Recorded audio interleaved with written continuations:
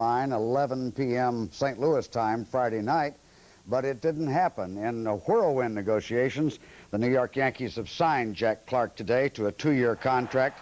Clark, of course, the big home run hitter for the Cardinals, missed the World Series. Many think we would have won it had Clark been in the lineup. The Yankees now have gone out on the market again, signed a free agent. Money seems to be no object with them.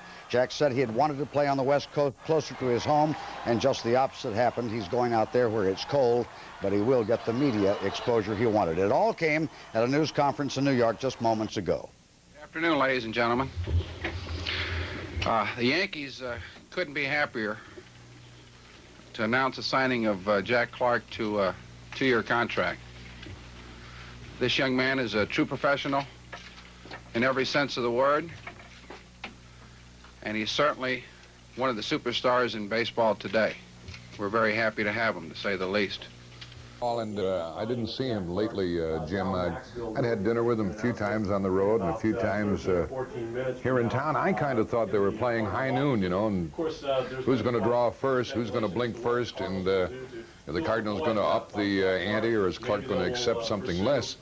And lo and behold, this happened. And when Whitey talked to you, I don't think you got his true reaction to the trade, because this is devastating, and anybody who tries to make it anything less than that is really just closing their eyes. The RBIs at AAA. Make for interesting spring training. We'll wait to hear from Dal. Okay. In the end, a better offer from St. Louis for more money. But actually, I came here more on a handshake deal because this is where my offer came from, and my word was good for that.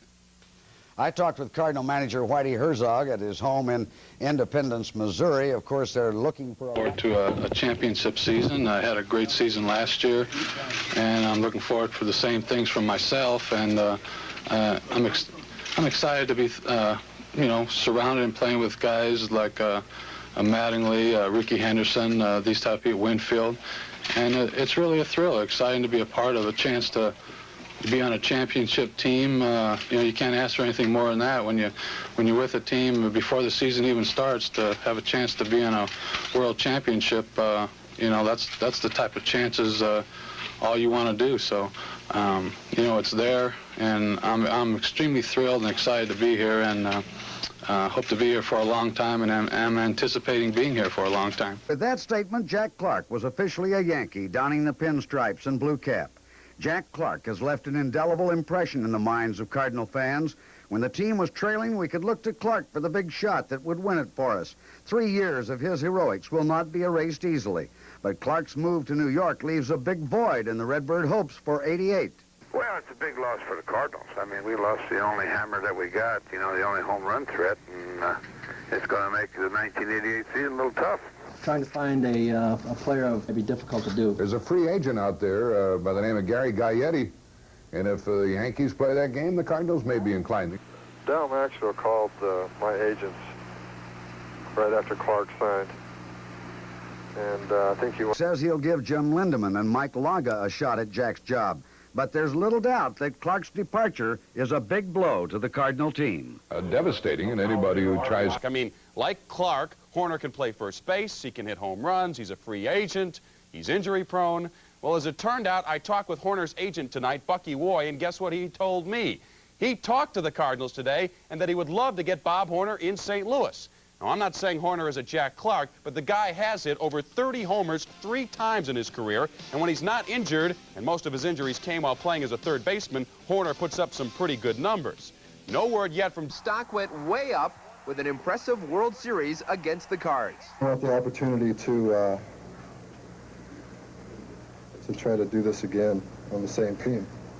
You know, win the championship again. If you go back and read what happened with Jack Clark in St. Louis, you probably can make a case for the fact that it became more than a dollar issue, and that never should become the case in a situation that we had.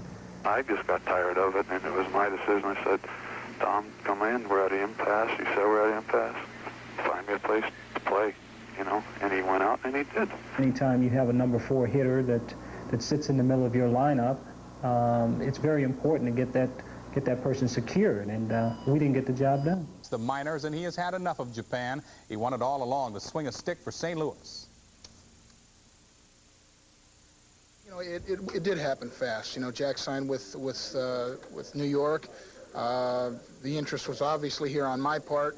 We called the Cardinals. There was kind of a mutual thing. They called us, we called them, and then things kind of took a turn for the worse with some of the statements that were made, and then I just wasn't going to give up on it. I wanted to play here in the worst kind of way, and made the phone calls, and I'm really glad it all worked out. I knew Bob Horner from my days with the Atlanta Braves as a coach down there, and I know he's a hustling player. I know he's has a real positive impact on a ball club, very good offensive player, and with the absence of Mr. Clark at first base, it was a perfect fit for us. Bob's a fine guy, a fine citizen. He's going to fit very well. The fans are going to love Bob Horner.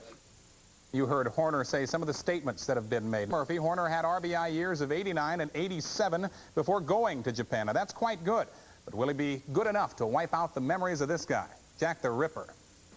Well, you know, it's a new challenge for me. This is the first time I've played for a team other than the Braves, and it's a whole new, opens up a whole new challenge for me.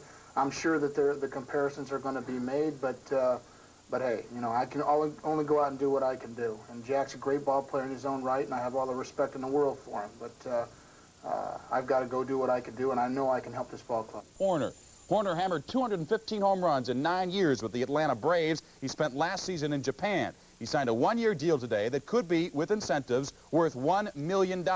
R.J. Randolph talked with Cards manager Whitey Herzog and asked him if Horner can get the job done at Busch Stadium.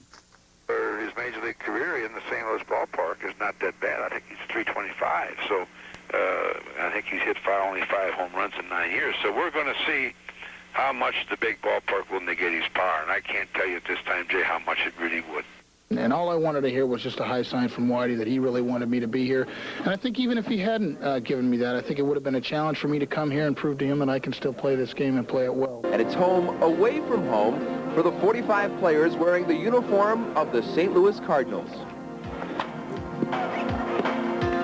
Only 24 from this group will make the trip north, but each of them has something to accomplish here. For minor leaguers, this is the place to try and catch the eye of the boss. For the veterans, this is the place to loosen up and work out the kinks. This is essentially the same team we saw last year. And as always, Whitey will have them on the move. But this pennant run will begin just as it ended last season, without the most feared Redbird of them all, Jack Clark. Considering they offered more. To be exact, $150,000 more than the team that lured him away, the New York Yankees. But it's apparent that Jack jumped for other reasons.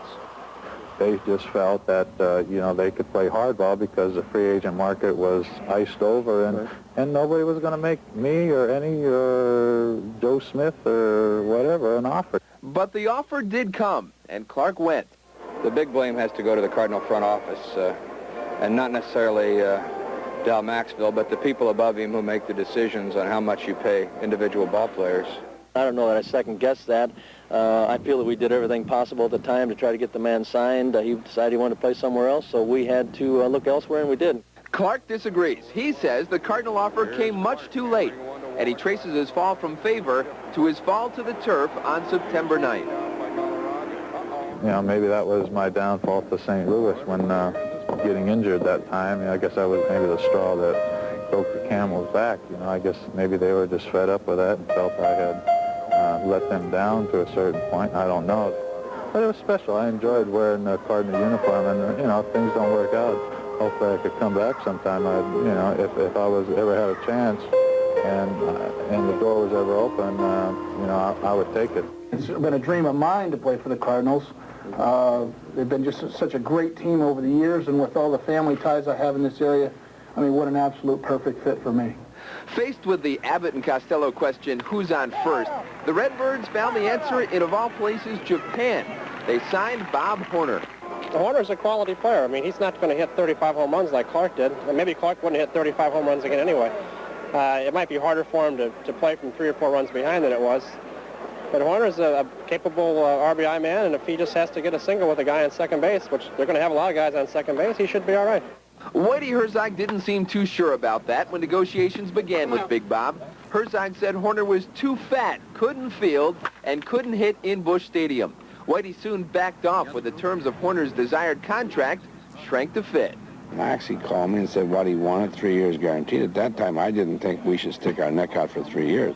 I thought the press and the media was trying to force us into signing Bob Horner, and that was part of it. And when I explained all that to Bob and the fact that he wanted to come to St. Louis and play on a one-year contract, and I think already you can see that he's coming in wonderful shape. He's working harder than anybody in camp. And if anybody's going to do the job for us, he's going to do it. I'm happy to have him. I mean, I'm not saying I wouldn't like to have Jack Clark because I'd like to have him, but I'm real happy we got Bob Horner. I think at the time that was the best thing we could do, and I still feel that way. That's the feeling of the Cardinals as a whole, and you soon find that out when you sit down with a group of them. Bob, you're sitting here. Talk about the overall package of this ball club right now and what's transpired. Do I have to analyze myself? Yeah, that wouldn't be bad. Or somebody analyzed Bob for him. Easy, guys. My personal feeling on it is, first of all, losing Jack Clark was a minus for us, but getting Bob Horner was a big plus for us. I feel like, people talk about the Jack Clark and the power he presented. Well, I played against Bob for 2 or 3 years, and I feel like he has the same amount of power, if not more. I feel like he hits the ball better to the opposite fields than Jack did. Not taking anything away from Jack Clark. I feel like he's a better contact hitter than Jack Clark. And none of these things are to downgrade Jack Clark, but that's the way I feel about Bob Horner. I feel like he's a tremendous asset toward our ball club. Did the Cardinals make a mistake in letting Jack go? Oh, I don't know. I'm sure that question will be better answered probably in the next 4 or 5 years. But anytime you lose a player like Jack with his caliber and the type of ball player that he is and what he brings and what he brought to this ball club, sure, it's a disappointment to lose him. He brought so much to the team, but things have a way of working out for the best, at least from my standpoint. But from the standpoint of the Cardinal fans, Jack was the best, at least last year. 35 homers, 106 runs batted in, and 15 game-winning RBIs. The Cardinals scored an average of 5.3 runs a game when Clark was in there, but they dropped off to only 3.6 runs when the Ripper ripped up his ankle and dropped out of the lineup. He looked menacing out there. He looked mean. The compact swing of Bob Horner doesn't have that same whoosh. It doesn't carry the same awesome crack that you heard when Clark connected. But this swing may be better suited to Busch Stadium. Bob makes contact more often. And although he may not send as many souvenirs to the bleacher fans, Whitey likes the looks of his bat. If Bobby hits 15, 20 home runs and stays healthy, I would venture to say that he's got a good chance of driving 100 runs. When you look at the stats side by side, you see just how comparable Clark and Horner really are. Through their first 10 Major League seasons, the key categories are nearly identical. I was just over talking with Whitey Herzog, and a radio guy came up and said, what's the difference between Jack Clark and Bob Horner? And Whitey said, well, Jack's in New York and Horner's here. It's about 1,000 miles.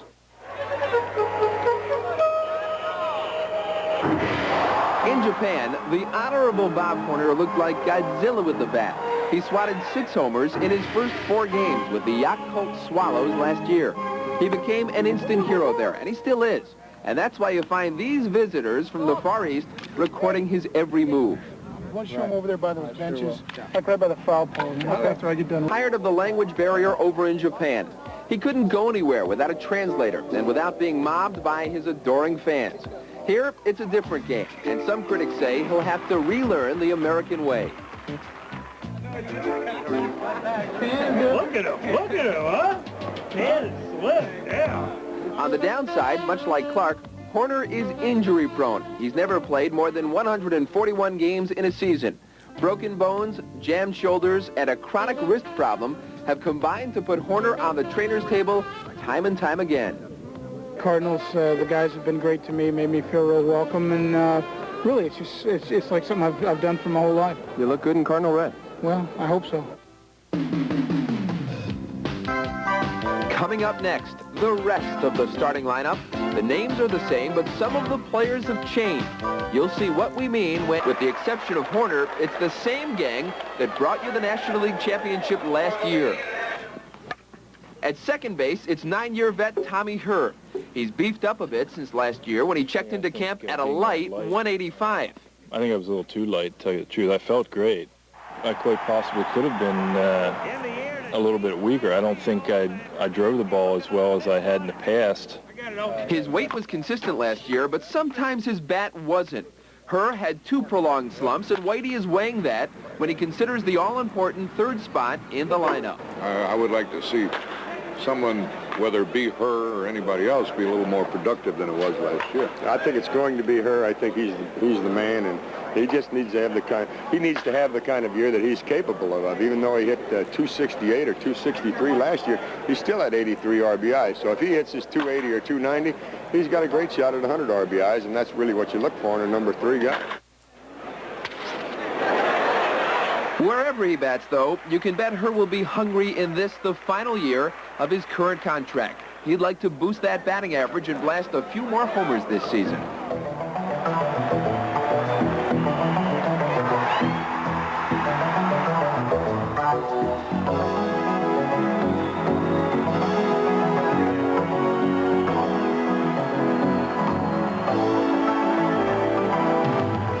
Herr couldn't ask for a better double play partner.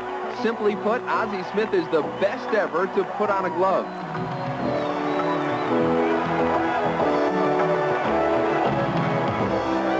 But he's not just a glove man. Ozzie nearly got his hands on the MVP award, offensive punch, in '87. He came in second in the balloting for that honor, and that doesn't seem to bother him. But now the so-called experts are all picking the Mets to win the division once again, and that does get the odds riled up. We always talk about how great the Mets are. Well, that's fine. You know, we just keep winning. That's all, and that's the important thing. Look at this play. The other half of the airtight left side of the infield is another Gold Glover. Of course, that's Terry Pendleton. The Phillies' Mike Schmidt used to scoop that award up every year, but now Schmidt says TP is the best third baseman in the game today. It means an awful lot to me to hear Mike Schmidt, a guy that's won 10 or 12 Gold Gloves himself, to say something about me when he's still playing the game at that. So, you know, I take a lot of pride in that Gold Glove because it's something I worked hard for, but I'm telling you, just to hear him say something like that meant an awful lot to me.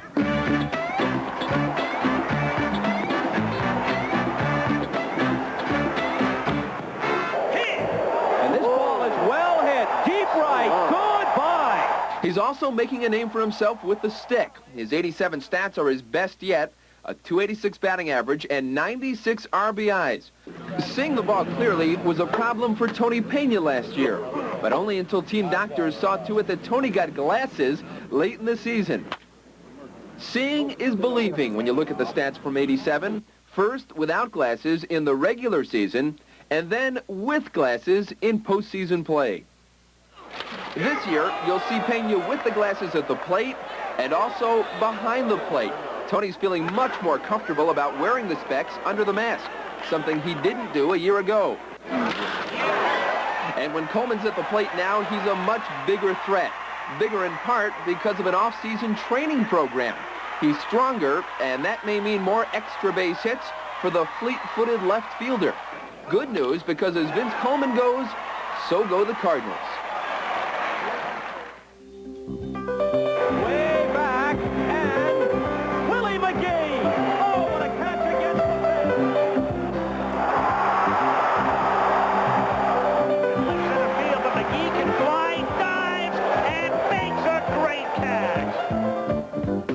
Willie's a worker, always striving to improve his form in the field and at the plate.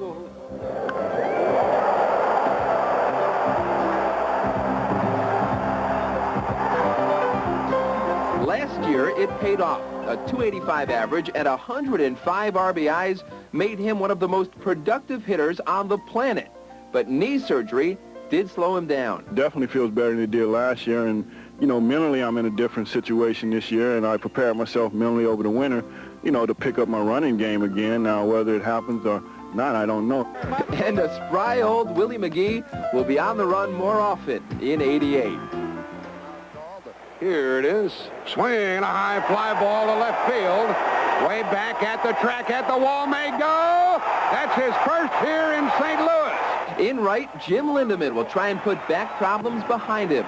Those back spasms cramped Lindy's style a year ago, a year that he would just rather forget. Sandwiched between a hot spring and an even hotter fall came a cold summer and an icy 208 average. Also ready to go is speedster Curt Ford. He could steal Lindemann's job if Lindy starts slowly. Any manager knows the men on the mound make or break a pennant contender. That's why in the offseason, the Cardinals went shopping for a right-handed starter, and they found him. 6'3", 215-pound Jose De Leon. De Leon had an average year for a less-than-average ball club a year ago.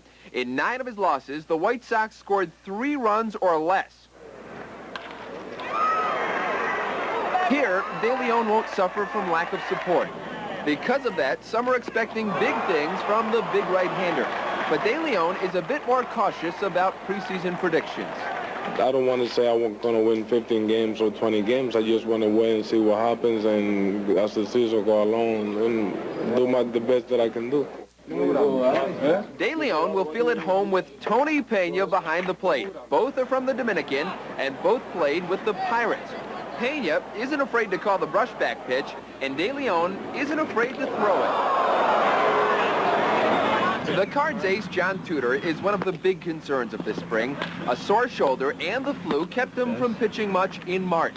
Tudor now has the best career winning percentage of any Cardinal pitcher in history, with 50 or more decisions. You normally see Greg Matthews on the mound, but in the offseason, you see him here at Fox & Cole Engineering in South St. Louis County.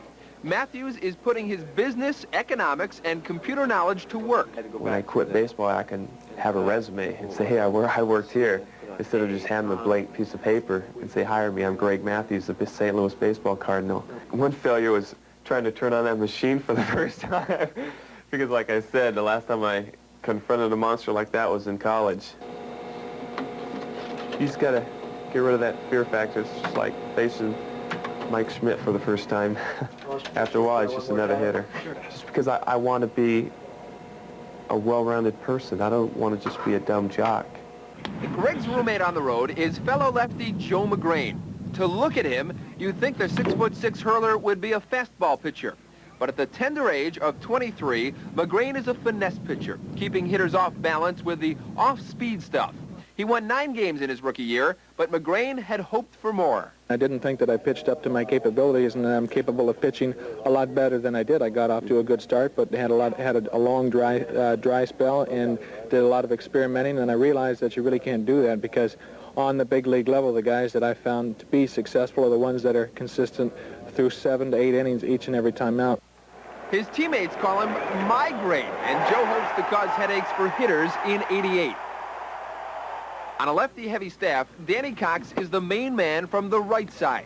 Last year, he won 11 games despite missing a month because of a broken bone in his foot. This spring, Cox had a sore arm and didn't pitch much in the early going. That may hurt his stamina at the outset, but when Cox is sharp, he's a hitter's nightmare. At age 38, Forsch is the senior member of this staff. He's a swingman, starting or relieving, whatever Whitey's wish. Forsch has been through enough pennant races to know what this team must do to repeat.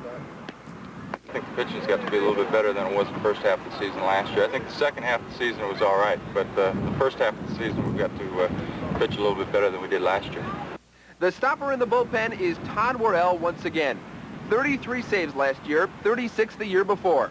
That makes Todd the only reliever in the history of the game to notch 30 saves or more in his first 2 seasons.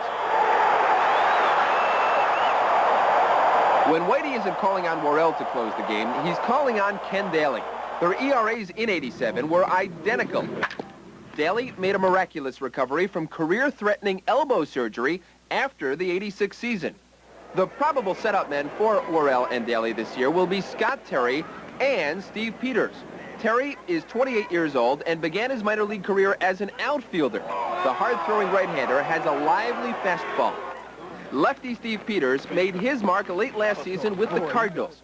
Peters appeared in 12 games, and he was nearly unhittable, posting a 1.80 ERA.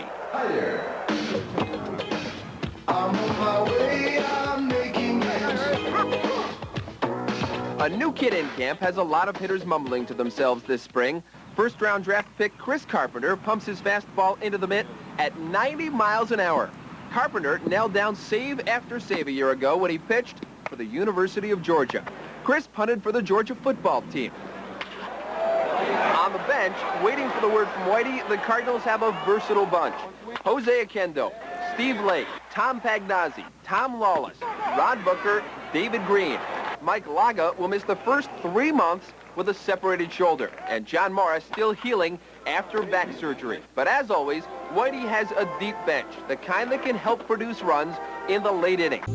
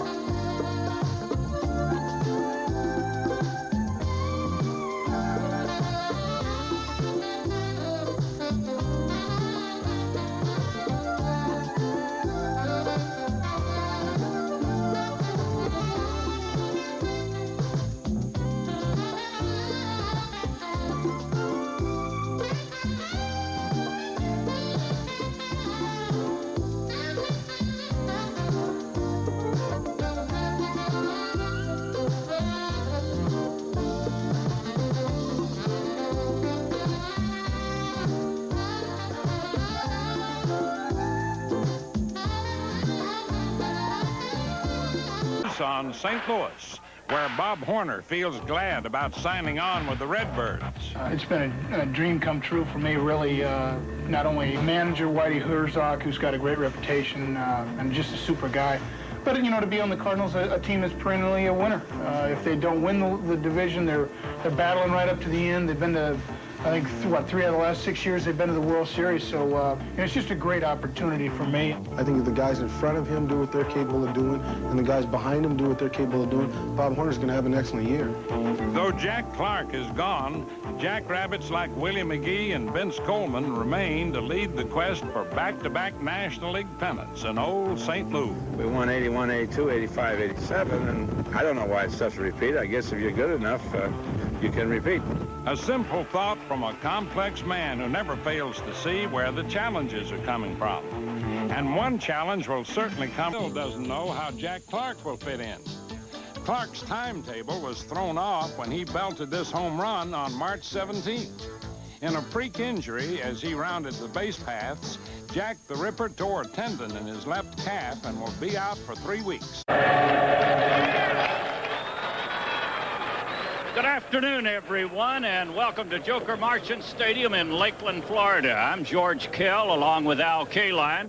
It's the Cardinals and the Tigers here today, and an overflow crowd on hand. Will bat leading off Vince Coleman, the left fielder.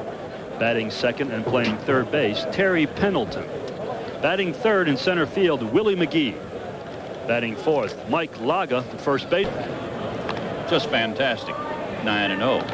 You can't get much better than that, can you? No better than that. He gave the Tigers a charge when they needed it the most, going down the stretch. In the plate today, calling the balls and strikes, Greg Bonnet, B-O-N-I-N, a National League umpire. And the pitch, base hit into left. just reached out on an outside pitch and slammed it hard into left field. Times Gold Glove winner, so he's also an outstanding center fielder, as you mentioned. And Laga. Pitch is low, 1 ball, no strikes. Runner at first, 2 outs. We're in the first inning, no score. This power, he's had some big years in the minor leagues. There goes the runner, and a towering fly deep into right. This ball's got a chance, and it's gone. Off the scoreboard in right field, and a 2-run homer by Laga.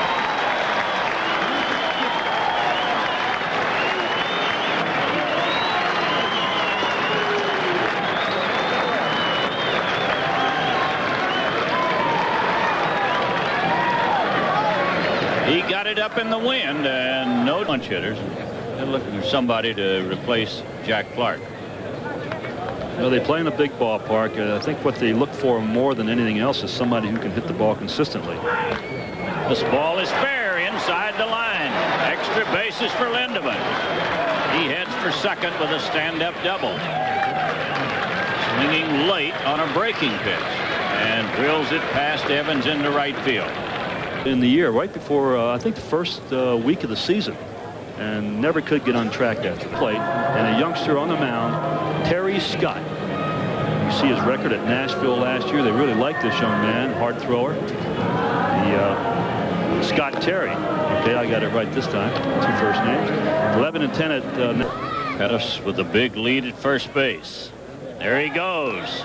Throw to second, and he's going to be out. Great throw by Pena, and Pettis is out. Out rather easily, too. Well, this is the reason they got this guy. He is an outstanding catcher. And you can see there the throw was on the money and had to wait for him to get there. Up with this Cardinal or 4th in the lineup. Yeah, let me hit 4th behind Coleman, Pendleton, and McGee. 3 switch hitters, all can run, all hit. Sparky and his counterpart, Whitey Herzog, very similar in their managing tactics. He struck him out. He blew the fastball by him, and Salazar strikes. Yeah, he struck out 126 times. They're trying to naturally get him to hit the ball on the ground more. He drops this one into left field for a base hit. And that's bad news when this fellow leads off with a base hit. During the season, you can almost mark down a 2-base hit, particularly when he plays on AstroTurf. He runs much better on AstroTurf, and in the National League have many more fields that are AstroTurf. You gain a little bit of speed when you run on AstroTurf. Way Park in Boston. Think it'll be a little cold in Old Back Bay, Roger? He says yes. You're batting .281.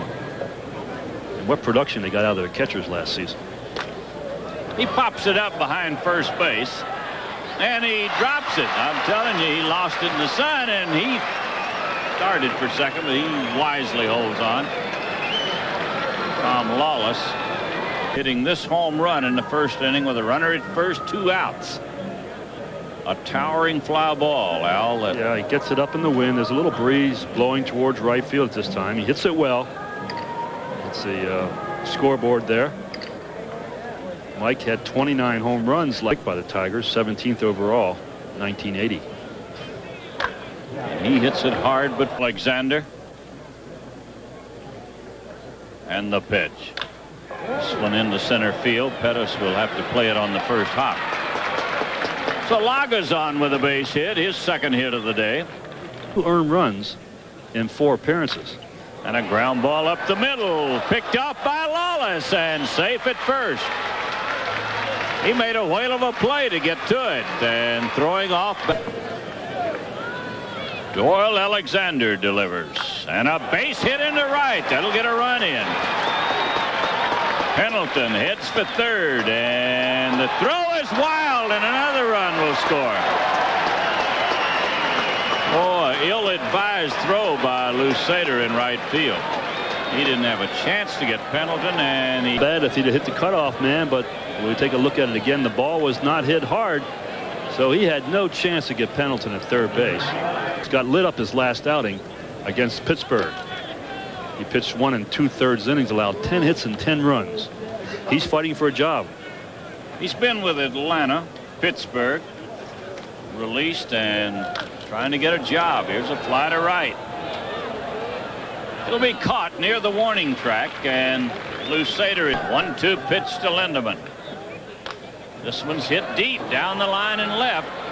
Sheridan will catch it on the warning track. He dropped it. He had it in his glove and it got away. That Sheridan drifted back near the fence. Ground ball to third. This might be two. Out at second and out at first. They turned the double play. Tried to check it, but too late. We're in the 7th in Lakeland before the large first inning on the mound.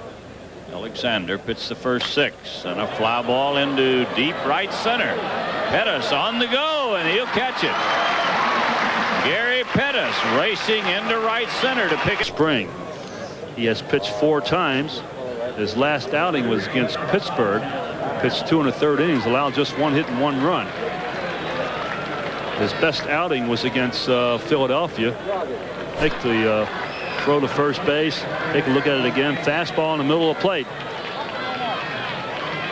Boy, Tommy Arnold is now pitching for the Cardinals. Another non-roster pitcher who was with Arkansas last year. Had a record of 12 wins and 9 losses for Arkansas.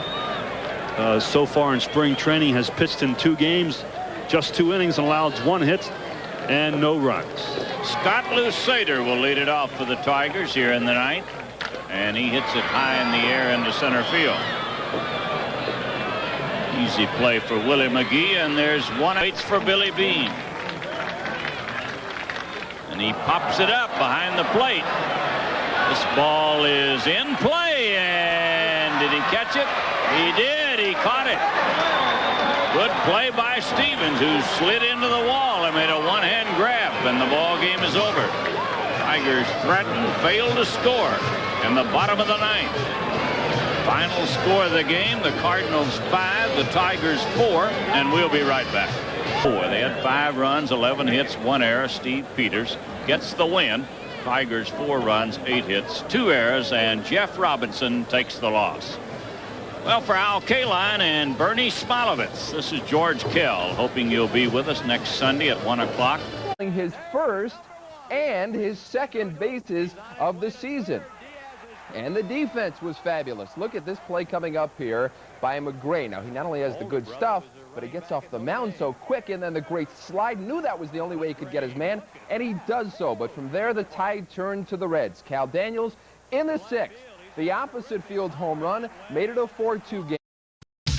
Despite a tough luck 88 start, the Cardinals did have their early season moments. Facing the Pirates on this April night, the Cards Cable Network season opener, the Birds showcased their '87 championship form and posted their first victory of the year.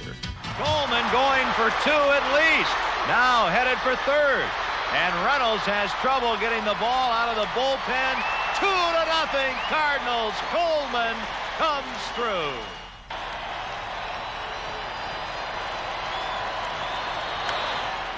This should end it. Kurt Ford is out there. And there's number. Vance Law at bat. Here's the play of the day. Ozzie Smith. Oh, what a great stop. Over to first. He robs Vance Law. But 8-1 to the Reds. 1 ball, 2 strikes. He struck him out. That was that fork ball. Brave. He struck him out. 1, 2, 3. There goes a runner. There's a peg. They got a chance. Whoa, the throw gets away. A bad throw. I'd better have him. Hits off Coleman, then off Sean, and then rolls away. Watch it again. Tough to throw this man out. Well, Jody had the pitch out on, and he... Base hit, that'll score a run. 1-0 in favor of the Cardinals. A double by Ozzie Smith. And that's how easy the Cardinals can score when Coleman gets on base. Ozzie's trying to do the right thing by pulling the ball, and he winds up with a 2-base hit. RBI number 4 for Smith. He drives. Good. There's a line drive base hit. And it's 2-0 Cardinals. They signed Bob Horner to knock in the runs. It's a breaking ball up in his eyes past the diving Dunston. And the Cardinals go on top by 2. Swinging. There's another hit. Left center field. And there's a throw in his second. Horner holds up. McGee drops a single in left center. 2-pitch. He struck him out. Strikeout number 3. There's a base hit. Lake lines a single to left. And that's what happened. Struck him out on the outside corner. Sandberg. Did he go? Yes, he did, says John Kibler at first. And a long drive to deep left field. That ball is gone. He made a mistake to Lake, and St. Louis takes a 3-2 lead.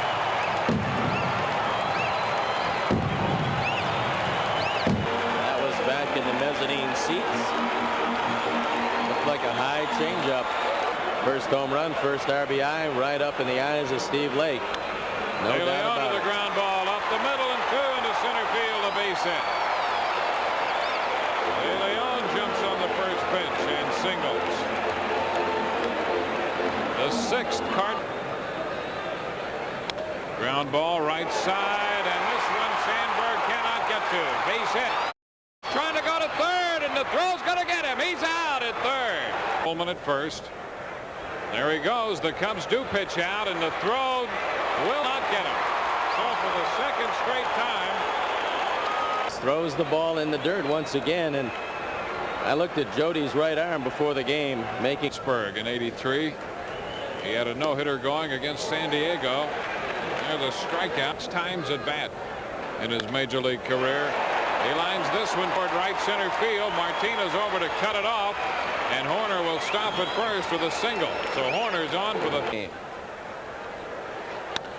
Ground ball up the middle and a base hit into center. So Coleman is on for the and a line drive into right field, going to fall in there for a base hit. Coleman stops at second. Back-to-back singles by Coleman and Smith. He swings, and it's a popper near the line, shallow right. Tough play, and they can't catch up to it. It's a fair ball. Coleman scores, and the bases are still loaded. That play took forever to unfold. There's no way he could have gotten the ball. It looked like the only man who had a chance to catch it was Sandberg. But the ball dropped for a bloop single. Now the pitch, here it is. Struck him out a fastball. He was called out. 1 ball, 2 strikes. The pitch. Struck him out with a curveball. Martinez called out on strike. Ball, no strikes. There's a base hit. Lake singles to left. Oh boy. 3 out of the pitch. Line drive built to the left field, a base hit. And Lake has to hold up at second. Lindemann singles sharply. Coleman waiting. Base hit into center field. Another run's going to score. The throw to the plate, not in time. Pena scored. And number 2 for Vince Coleman, drives it right back up the middle. Dave Martinez charging the ball aggressively, but Tony Pena's wheels just a little too good. The ball hits.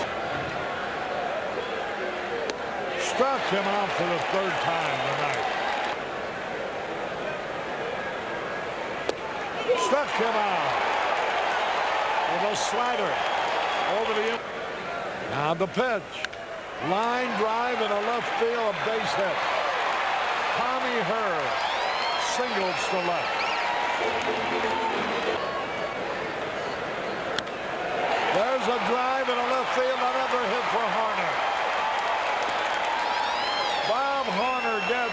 fourth straight hit. 4 out of 4. He also had a walk through. Bob Horner, 4 out of 4. There's a ground ball in the left field, a base hit. There's a no play at the plate.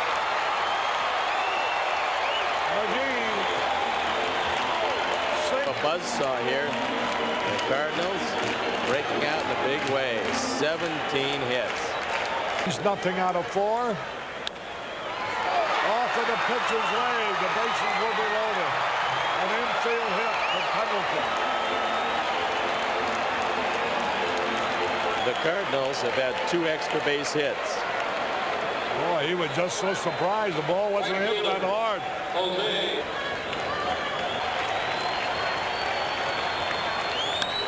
Ground ball to shortstop. He's got it. The game is over. Ozzie Smith stepped on second base for the force out. So 1 run, no hits, 1 error, and 2 left. The final score, the Cardinals have evened up the series by beating the Cubs. Ground ball to Ozzie Smith. 1, 2, 3, all ground ball. He pitched with a 2-hitter in Montreal, I guess. There's a line drive coming on. Martinez can make the play, a base hit.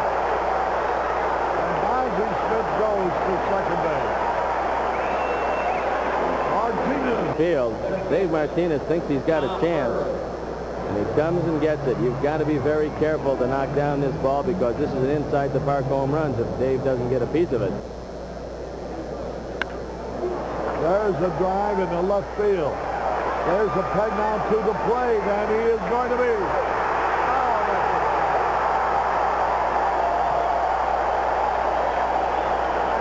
And the run comes out. Let's see that play again. No, Harry, he's out at the plate. The run doesn't count. But he says that Vince Coleman trapped the ball. Now watch. And he did trap the ball, it looks like. And Leon Durham thought he had to tag up. He didn't. And he lost a step or 2. Now he's tagged out at the plate. The call by John Kibler. No doubt about that call. And Vance Law goes to second. Here's Terry Pendleton.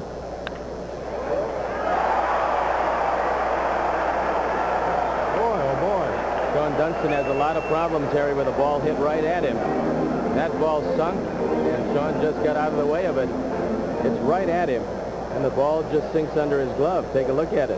Number 15, right fielder. I think he's afraid of hurting that finger again, it looks like. It looks. Here's the 2-strike pitch. And a ground ball out of the reach of Dunston into left field.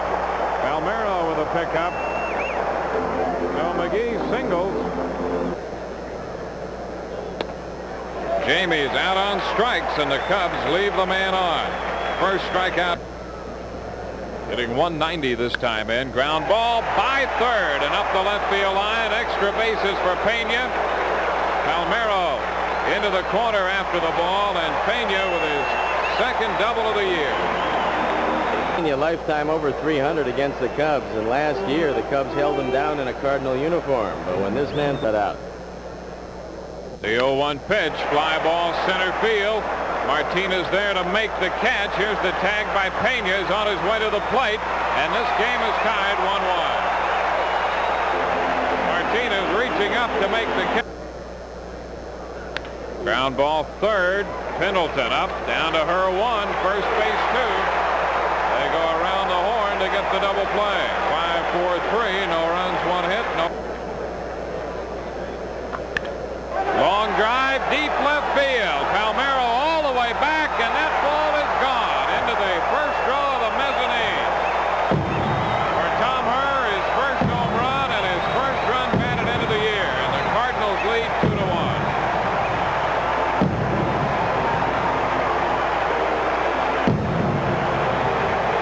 Third home run given up by Jamie. He was touched for 2 in Montreal, and now this one off the bat of Herr. Tommy Herr only hit 2 home runs all last year. Had 83 RBIs, and we saw his first home run. First RBI. On pitch and the swing. Fastball, tried to get it inside, and Tommy Herr didn't let it get there. He drove it way back.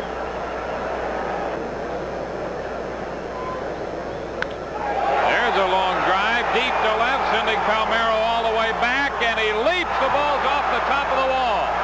Extra bases for Horner. Martinez makes the pickup. That's a double for Horner, and he just missed a home run by inches, hitting the top of the wall out there. For these home runs, however, he is swinging a good bat. Here's a changeup that Jamie got up, out over the plate.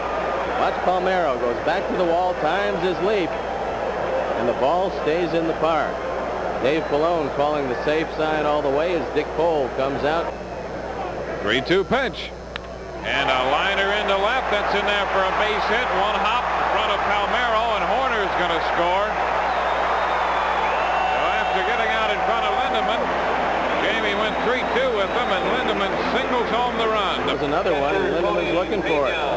He got it up. You can see the arm extension, drove it into left field, and that... Ground ball to the shortstop. That'll be an easy out.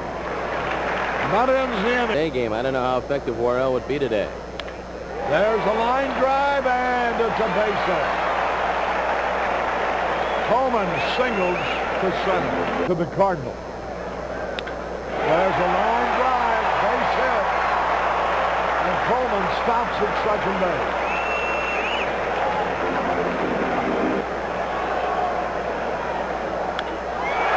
There's a high fly ball deep right center field. It'll be caught. A runner is scoring easily. A sacrifice fly for Hunter. And Vince Coleman crosses the plate in the ball game. He swung and struck out. He might have gone after a pitch.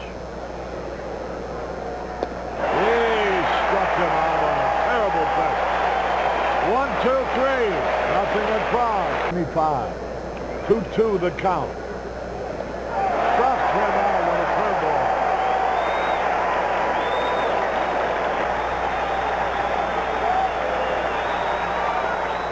There's a peg. There's a man to double steal. Hey, he is out. And the game is over. The double steal failed as they fire the ball back to the plate, cutting down rooms. As Francois broke our first stop. Watch the play again. Good execution by the Cardinals. Tony Pena fires. Tommy Herr comes across, and that's what Whitey talked about with that meeting at the mound, and they cut down Rolando Rooms. It looked like he was safe there. He looked like he was safe easily. What a call. Let's see it again. Before the tag of Pena, Tony didn't cut off the plate. He didn't block it with his shin guard. Watch the front leg. It's at home plate right now, and Tony hasn't tagged him. Let's see it at the other angle right now. Tommy Herr's throw.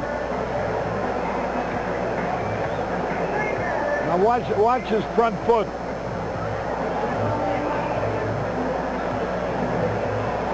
There it is. There it is. He hasn't touched him yet. That's terrible. Inning. Actually, it wasn't a bad idea, as Horner was on a tear, reaching base 9 consecutive times. Even in Japan, that would be a hard act to swallow. When Big Bob's streak finally came to an end, it was on a sacrifice fly that just so happened to win the game. Atlanta Braves hitting 215 home runs. Last year, he jumped to the Yakult Swallows of the Japanese Central League, signing a huge contract, and came through as the leading hitter among players from the United States. Now he's back in the majors with the St. Louis Cardinals. The Cards signing Bob following the departure of Jack Clark, and Bob Horner is off to a .379 start. Pretty good for a guy who usually gets off to a slow start. And he is with us from Shea Stadium, where the Cardinals are preparing to play the Mets. Bob, I know the money was good. You did not have many options, but could you actually get satisfaction out of playing baseball in Japan? Yeah, I could. You know, for me, it was basically a chance that I was taking. If I waited around, it was already April, going on May, and I didn't have a job yet. So I was staring at not playing ball for the year, so that was my only option, really. Is there anything you miss about playing baseball in Japan? Oh, I think that the people and the fans at the ballpark, they're wonderful people, very polite and courteous. they really enjoy the game, and they really back and support their teams. Now, after you signed with the St. Louis Cardinals, manager Whitey Herzog did not seem to be thrilled by your presence. He did not appear to be a Bob Horner fan. What was your reaction when you heard the quotes? Well, the quote was made right before I actually flew to St. Louis to sign the contract, and obviously I would not have signed the contract if I wasn't satisfied that the manager didn't want me there. The game's tough enough as it is if the front office and the management don't want you there. So I had a conversation with Whitey and was very happy with the conversation. So you smoothed it all over? Yeah, we talked about it at great length, and some things were quoted and some things were misquoted, and I was very satisfied. Bob Horner of the Yakult Swallows doesn't seem to have the right ring about it. Did the Cardinals incidentally throw into the deal that you would have a chauffeur interpreter as you did in Japan?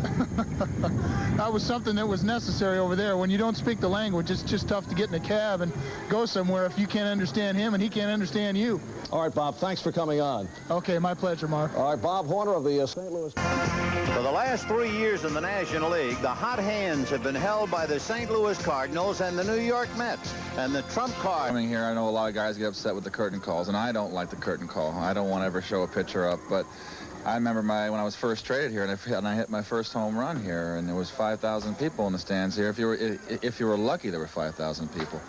And they kept applauding and applauding, and Rusty came up to me and said, "Keith, you got to do it here." And that was back in the days when the Mets were a last-place team.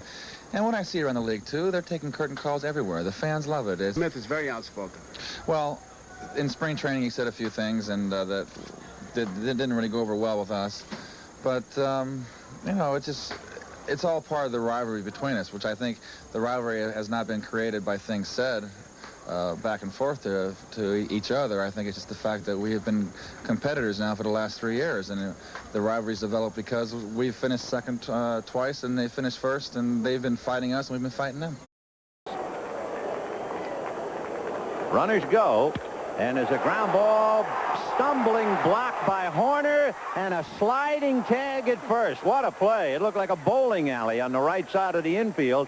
Bob Horner and Joe McGrain, who evidently got something in his arm, on one hit. But look at this. First, it's Horner going down, and now on one knee to McGrain, who goes down. And we'll be right back. Annual contest. It is held in the clubhouse. And with that in mind, Joe, why don't you lead us into the next piece of it? We're at home against the Philadelphia Phillies, and Bob Forsch pitched a no-hitter. That was the start of the season. That's Keith Hernandez, then a Cardinal. However, it was not a great year for Forsch. Got Gentry Arnold.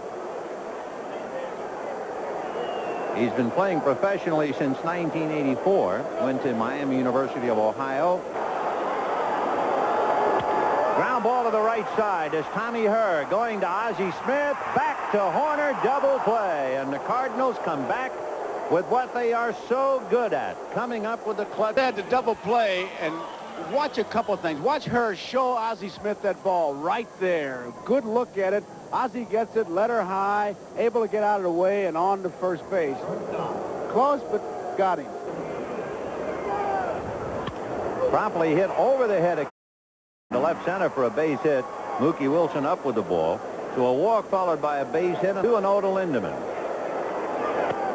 And he lost his hat while livery, where he's trying too hard, and it's hard to really say from that angle. But sometimes little pop fly on the right side, Tuffle, and now in front of him is the rookie, and the ball drops, and both runs score to tie up the game. And the rookie stuck his finger in the pie. It's time to put the beer keg on each base because that's the way they're playing. 1 ball, 1 strike. High drive into deep left field. McReynolds going back on the track at the wall. Leaps, it is gone. Home run for Vince Coleman. His first home run of the year. And he's just broken a 3-3 tie. He hit 3 home runs last year, did Vince. And let's take another look at it for the Vince Maurice Coleman Marching and Chowder Society. In fact, it looked like Johnson thought the ball was going to get caught. He pointed in the air to help make. One of the two coming home when Kevin Elster bumped into Tim Tuffle. And Herr, a line single to left. So Tom is 2 for 3. That's only the... And any time with those rabbits on the base paths, if he can just make contact, they're in business, and they're in business now. And Tommy Herr's going to third. Mookie Wilson's throw is not in time. They'll first and third you to death. That's what they can do, and they will do it. We're talking about with a number of strikeouts. Right. Tupple gave it a good effort. Tommy Herr, he doesn't need any coach to help him. He saw that ball was in front of him, and he took off, didn't hesitate. So the Cardinals have runners at first. He slammed the door, and he's kept it tightly closed. And he hits another fly ball, but this one is straightaway center, not deep. So it's a ho-hum inning for Larry McWilliams. Ground ball through into right field. So McGee singles to right, and that'll bring up Terry Pendleton.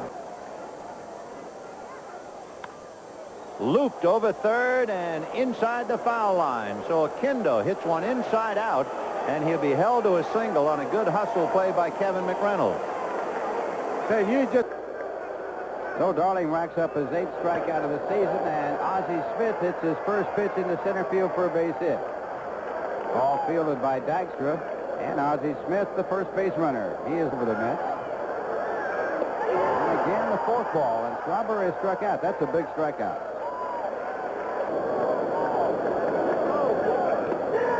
Split finger fastball gets Johnson.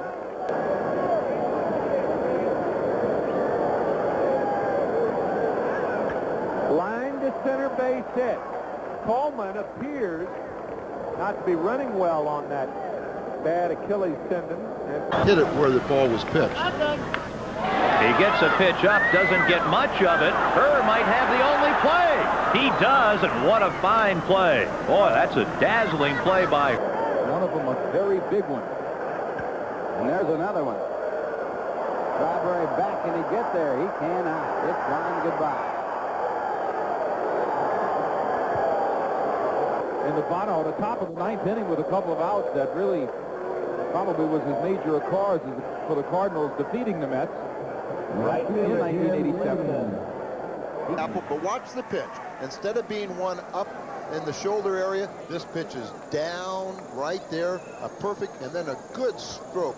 Look at the concentration of Terry. Kept the head down on it, got the arm extension, and just drove the ball out into the Mets bullpen. Last year in 75 games, batted 208 with 8 home runs. This ball hit hard to left. If it's fair, it's gone. It is gone. Goodbye. So back-to-back home runs with 2 men out, and the Cardinals lead 2-0.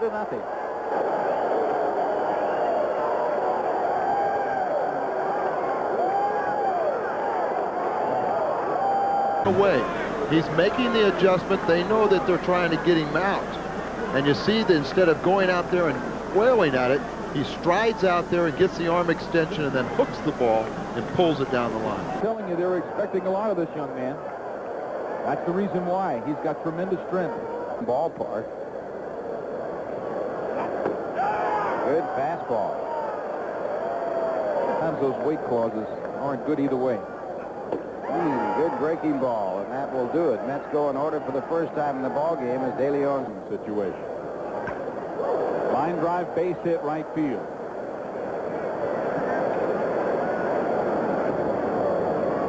Now McGee is running. Carter with a good throw, not in time. He got it down a little lower. Maybe it would be a better throw. McGee going in hard. Running with the pitch to score from first, and they're off. Strike 3. Breaking ball, and Coleman did a nice job of waiting for that pitch and served into left center field for a 2-out base hit.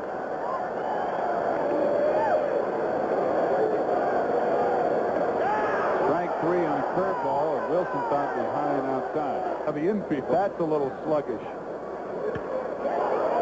Well, that hit wasn't sluggish. That went a rope to center. So Herr leads off the 8th with a base hit, and the batter, Bob Horner, for him to pitch with the 2 shutouts this past week. There goes Herr, strike 2, the throw, safe at second base, and you wonder where Wally Backman, what he was doing.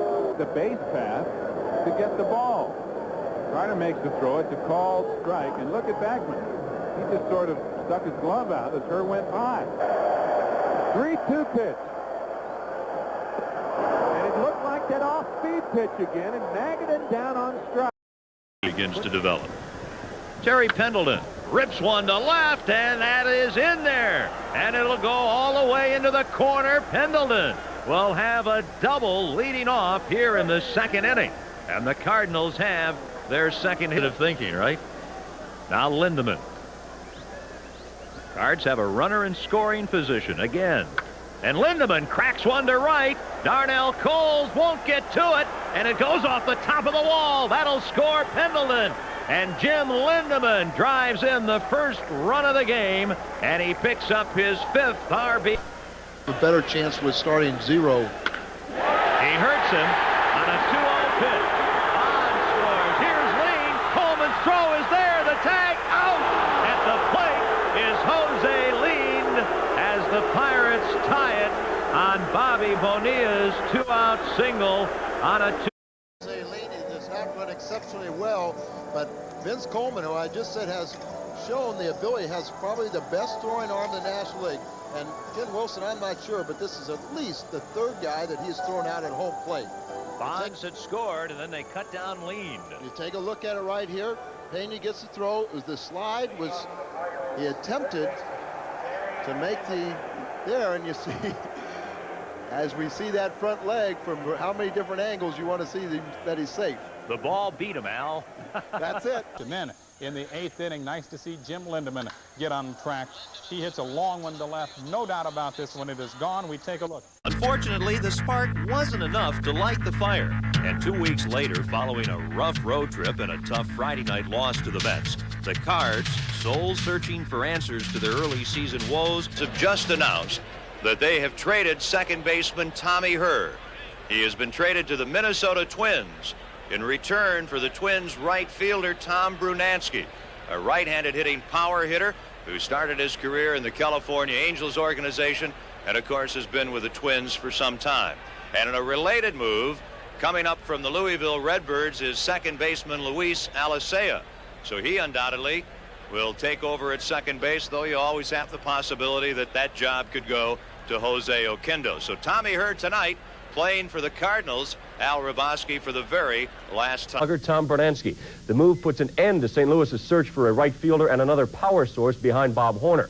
They've called up Luis Alicea from Louisville to replace Herr at second.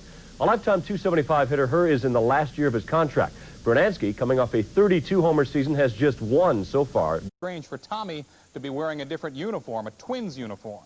I mean, I've been in this organization ever since I graduated from high school in 1974, and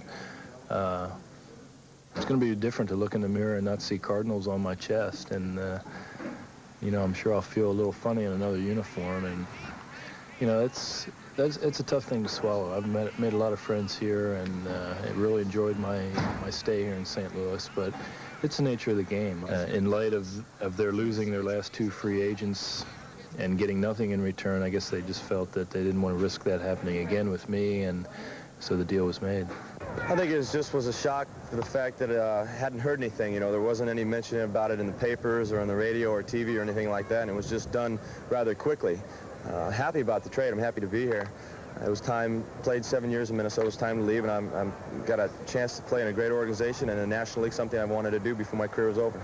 There's going to be a lot of adjustments. Offensively, it's going to be a learning experience, getting used to the new pitchers in the league and the situations they like to pitch in and throw certain pitches. Defensively, that's probably going to be the most difficult for the fact that I don't know the opposing hitters and my own teammates. It's just going to be a whole learning experience. I feel like a rookie already.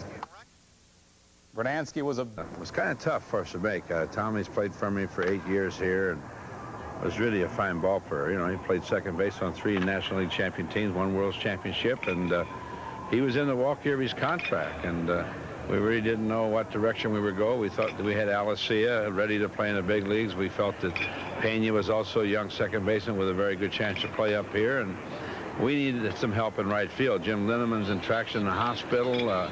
It looks like he may have to have surgery later on. We'll find that out next Wednesday, I'm sure. But we had to get some pop in our lineup, and we had a chance to get Brunansky from Minnesota, so we made the deal. So I think it was something that had to be done, and it's awful tough to get rid of a person like Tommy Herr, but that's the way baseball is.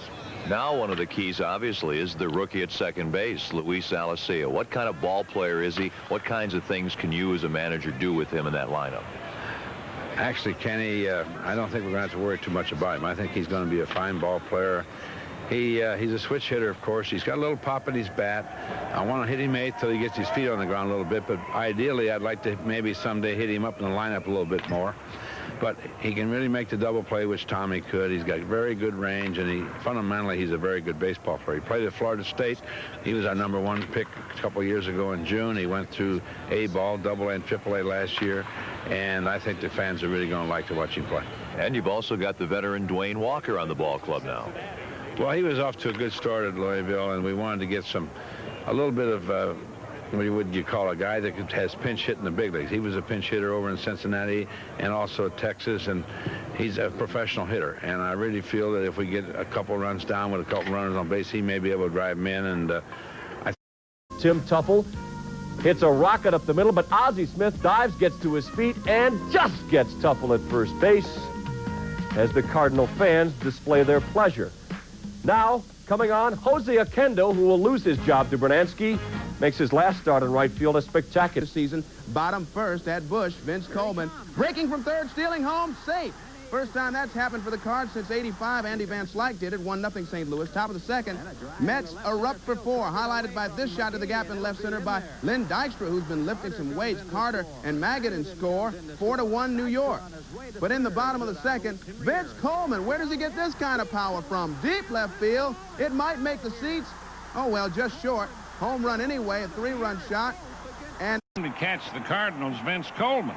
You see, he had collected 31 straight steals against New York, and then, while standing on third base in this game, tried for 32. Fernandez has already had one guy try to steal home against him. That was Bob Dernier of the Phillies. Look at that lead Coleman has. Here he comes. And he is safe. Just like that, a clean steal of home. Bill calls him the best power hitter to come through the Cardinal organization since Ken Boyer. Mike Fitzgerald is the 24-year-old slugger that has the entire system all abuzz, waiting for the day he can challenge National League fences. Off to a slow start at Louisville, the question is, where will he play in the bigs? Fitzy is probably the best right-handed power hitter we've got in the minor leagues. There's some younger guys coming up, but, you know, we started 19 straight. Take a look at the Royals against the Yankees. They played this one in New York. Jack Clark at the plate. You know what happens when you see that swing. Goodbye, wave goodbye, 3-1. Yanks are up at this point, but the Royals come back. Second for one, the relay to first, the old 643. Then in the 5th, Tom Brunansky, his first home run as a Cardinal. See you later. It is gone. Cards go up 1-0. That's where we stand right now in the 6th inning. 1-0 Redbirds. Let's go to Atlanta. World Series. Today they set another record for futility. The O's lost their 21st consecutive game in American League record. The Tom Herr fan club was at the Metrodome today as the Orioles continued to play like the '62 Mets. That team lost 120 games. The Orioles seem to be headed in that direction. Nice play there, guys. The Twins' Ken Hrbek has gotten fat off the Orioles pitching staff. Hrbek homered for the 3rd straight game against Baltimore. 4-2, the Twins beat the Orioles, 21 straight defeats for Baltimore. Nothing, but then Tom Brunansky, deep to left. See you later. The game is tied at 2. Then Uno, one more time. Another high blast to left. Goodbye, Mr. Rawlings. 3 homers in the last 2 games. Cards win it 6-4. These didn't win tonight, but former Cardinals Jack Clark wailed on Floyd Bannister in the 8th inning. It's gone, but the Royals win. Final was 6-3. And it was a cold treats. We do wonder how the White Sox feel tonight. Eddie Murray, first inning, home run. Orioles jump out 2-0. Orioles up 3-0 in the 7th. Pete Stanisic doubles just inside the line. Joe Orsulic around third. He will score 4-0 Baltimore. All news was not good, though. Look at this. Ooh, Billy Ripken hit in the head. Had to be carried out on the stretcher. No word on how he is. But the Orioles do win it. Their first win of the year. The final score, the Orioles 9, the White Sox nothing. Hopefully Billy Ripken is all right. Won last night. It is true. Last out, and watch what happens. It's the World Series time, right? Orioles come out. They're happy about it finally. After 21 losses, they beat Chicago tonight. 9-0. The crowd is. He gets a breaking ball and leaves it out over the plate. Really looks like it. And the biggest deficit that Heap has is he doesn't have good running speed. That ball was catchable there. You see Alicea comes around to score. As I've been saying, you like his instincts. Scioscia's not fleet of foot, but Alicea leaves his feet, dives for the point where he thinks the ball is going to be, gets to his feet quickly, and then the strong throwing arm. That's not... Up the middle, Alicea throws to first to get Scioscia, and it is finally over. They leave two. McWilliams comes on to get the final out. Randy O'Neal is 2-1 with the victory. The Cardinals have evened the series with a 5-2 win, and we'll be back in just a moment. For Stubbs, because he's an outfielder, so you know you have to have some ability. And look at that shovel pass as he's taking a header, and I like the way his hat ends up. Let's look at it again. Off balance, just gets the handle. De Leon has as good a stuff as anybody in baseball. Two pitch, but part of that key to see it go down was watching. And down goes Uribe to round out the strikeout total. 10 for De Leon, 1 for Peters, 3 for Worrell, 14 strikeouts in all. Whitey got him over and said, he's a big right corner at the plate. Unloads deep to left. This one is gone for good. A 3-run blast. Cards get 5 in the inning. Then some great D. Bases loaded in the 7th. Meldon out of the batter. The bouncer. Pendleton gloves it to Alicea for 1. The relay to first. They're out of the inning. Then 2 on, and it's 5-3 in the 9th. Jeffrey Leonard can win it with a home run here, and he parks it deep, but there is Bruno to make the catch. Cards win 5-3. Matthews the win. For the Cards' new arrival to add some much-needed muscle to the Redbird attack. Fly ball left field on a 1-2 pitch. Brunansky's crunched it, and it is gone. The Cardinals take a 2-1 lead. There's a long one. He goes and rakes it. Bradley to the wall. Out of here. 2-1. Base hit left field. Here comes Coleman. Here comes Monstro. Not in time. Brunansky goes to second. The Cardinals tie it here in the 6th. Over the bag at first. Not pretty, but fair. And a run scores. To second, Brunansky. He's going to try for third. Can he get a triple on that one? He does. 1-0 Cardinals in the first inning. Bruno's aggressive, hustling style of play was also quick to establish him as a fan favorite, and more importantly, a vital team leader. The addition of Brunansky, the revitalized Cardinals were finally starting to gel. Back in form, they began to win.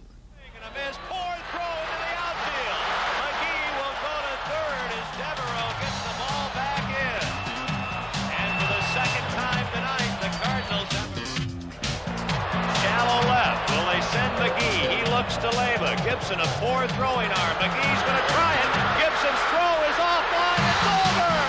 Terry Pendleton's one out. 9th inning sacrifice fly gives the Cardinals the victory. Away. Right there. Oh, did it go out from under him. He just didn't get his glove on it. You look at Dunston and see what he's done. He has 1 sacrifice.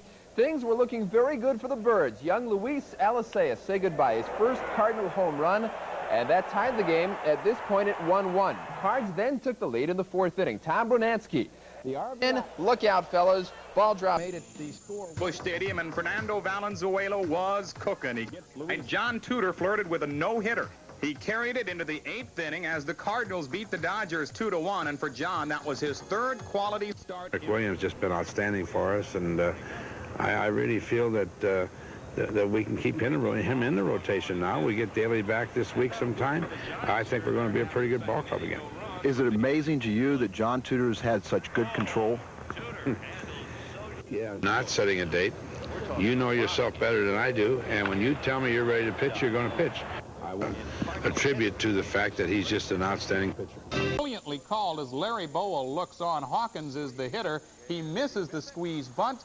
Tagged out. See you later. And watch this coming up. Don Clark, you won't believe it. Home run by Tony Pena, and folks, he sends it, doesn't he? That's above the Stadium Club in left field. A prodigious shot. Cardinals tie it up at 1, and just a few moments ago, St. Louis taking the lead in the 6th. Dwayne Walker. McWilliams went up against the Padres in San Diego and went 5 1/3 innings. Gave up only 2 base hits.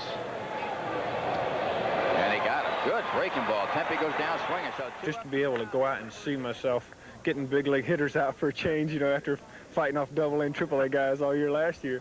The line on Larry was 6 2/3 innings pitched, 1 run on 6 hits, and he triggered the Cardinals' 6-run third with a leadoff double. And forget about pitching for a minute. How about that double? It felt good. It's been a long time, yeah. It was real nice. Not only has he done a job for us early in relief, now he's been doing a great job as a starter since Danny's gone. And when you say where would you be, you'd still be in the National League. I think we're 2 games out of last. We'd probably be last without him, but he has been a pleasant surprise. What did Whitey say to you after the ball game last night? He said, good game. Yeah. That's enough for me. Leads the team. That'll get a run in and make it down. It will. To third goes Brunansky as McGee scores on Mendel's double. He hits it a ton. Oh, he really rocks it, and Pena hits it into the upper deck. Tony Pena, upper deck above the Stadium Club, and that erupts this crowd. 13-12. Let's roll it from Bush.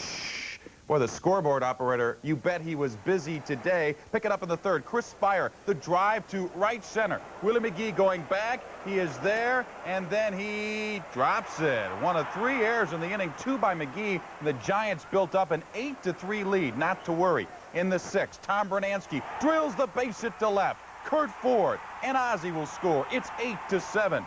Then, still in the 6th, Terry Pendleton, the batter, and he rips one deep to right, way back. It is gone. Cards lead 9-8. Giants regain the lead in the 7th. Jeffrey Leonard went right back up the middle for a base hit. That plates 2 runners. San Francisco led 11-9, but bottom of the 7th. Bob Horner, 1 of 4 hits, this one to left. That brings in 2 of Horner's 4 RBIs. Cards win it 13-12. 32 hits, 8 errors. Hey, Bob, some game. I think the only thing that didn't happen was there was no balk called.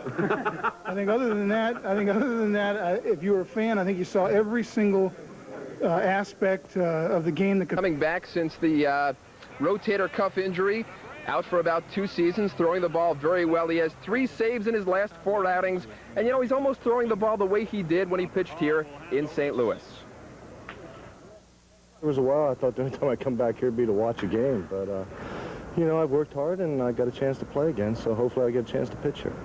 Any fond as you walk into the ballpark and you're saying hello to some old friends? Oh, there's a lot of good memories. I mean, the best year of my career was spent here when we won the World Series, and you know, there's not many friends left on the team. They've gone through a lot of changes, but you know, I still have a lot of good friends here. Been swinging that bat lately. You're doing okay too. Batting .345. Fly ball to dead center. Way back, it's gone. Base hit left field. Sens coming around third. He will score. Ball club. So I just try to stop.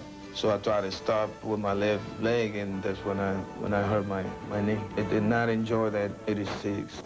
81, when he helped produce a world championship for the Dodgers, and along with Ron Cey and Steve Yeager, was awarded the most valuable player in the series. It's a great feeling because I never thought about being an MVP, especially first time I played.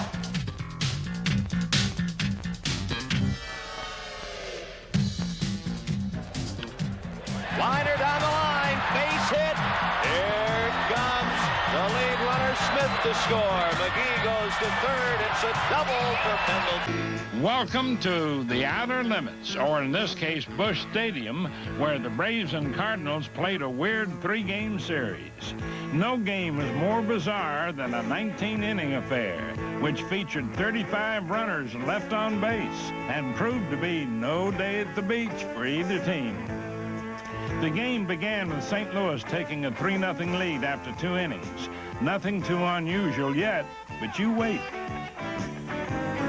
They seesawed back and forth, and by the 7th inning, the score was tied at 5. The Cards used a succession of pitchers to keep the Braves at bay. Meanwhile, the St. Louis offense was also stifled, despite plentiful opportunities. Curveball grounded again. Out there, and the inning is over. And now the game in the hands of 2 veterans, Rick Mailer and Bob Forsch. Jose Oquendo will lead off here in the 12th, then Vince Coleman, then Ozzie Smith. Up the middle, that is through for a base hit. Vince Coleman getting his 4th hit of the game. Hit number 18 by the Cardinals. Popped him up. Let's see if it stays in play in foul territory. Gerald Perry coming over. He's got just enough room. And we go onward. Sharply hit, but Oquendo makes the play. Finds Forsch. The Braves can't get it out of the infield in the 13th. The 1-1. Drilled into center field, but Deion James drifts back. The inning is over. Well, we go to the 14th. Soon to be 0 for 12. Lawless. And that's it for the Braves in the 14th. We go to the bottom half. Still tied 5-5. Dwayne Walker will pinch hit for Forsch to lead off the bottom of the 14th. Then Jose Oquendo, and then Vince Coleman. Walker, the last available pinch hitter Whitey Herzog has, unless he wants to go to one of his pitchers. Randy O'Neal up again in the Cardinal bullpen as Rick Mailer completes his warm-ups. Hit .293 at Louisville last year.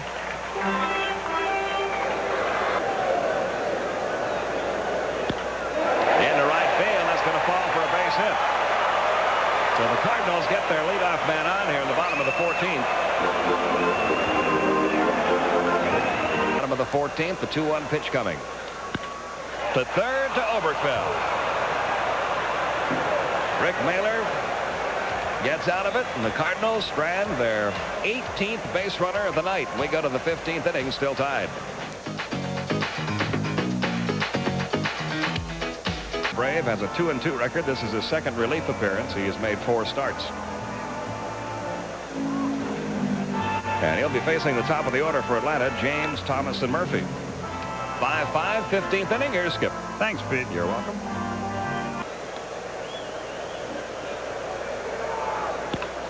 Sharply hit. Oh, funny hop. But Oquendo's done a good job at first base. 1 down.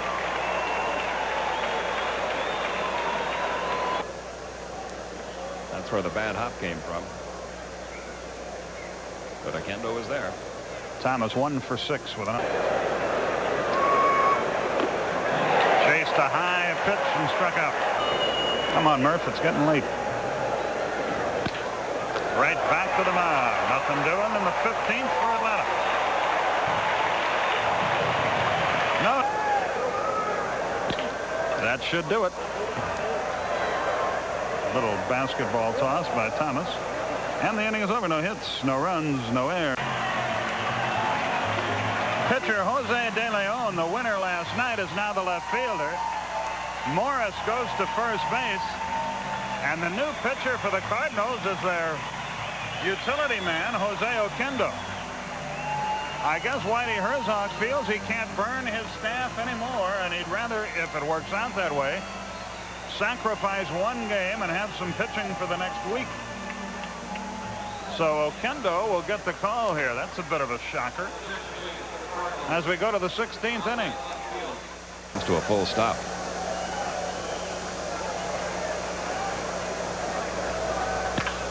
In the hole to right field, base hit. Griffey will be waved around third. Here comes the throw home, and Link puts the tag on Griffey.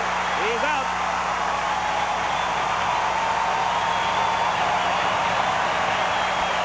Braves took an awfully big chance there with nobody out, and is able to throw out Ken Griffey at home.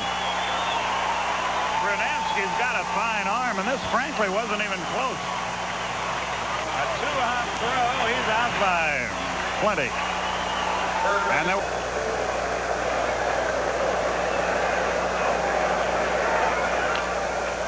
Down the left field line toward the bullpen, the third baseman, Tom Wallace, has it, and there are 2 men out.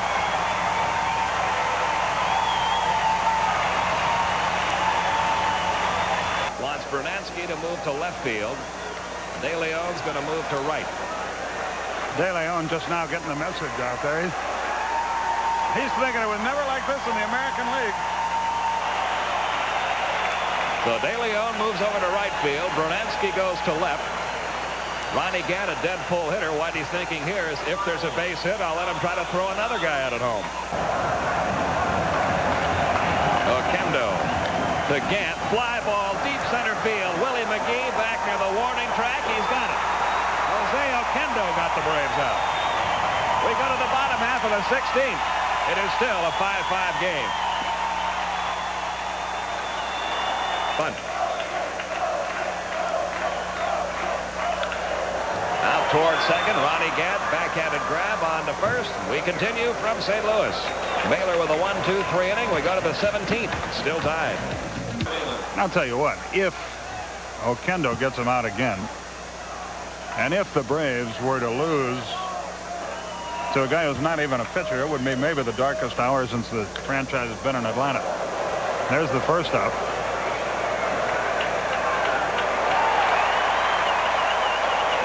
Deion James, the batter. One moves to right. Moving to left field, Brunansky. Right, Jose De Leon. I bet Brunansky really loves shifting back and forth. In the 17th inning, and he's stolen a base. He's been all over the place. If you just got home back in Atlanta, this is not a replay. Fly ball, right field. Uh-oh. De Leon drifts back. He's got it.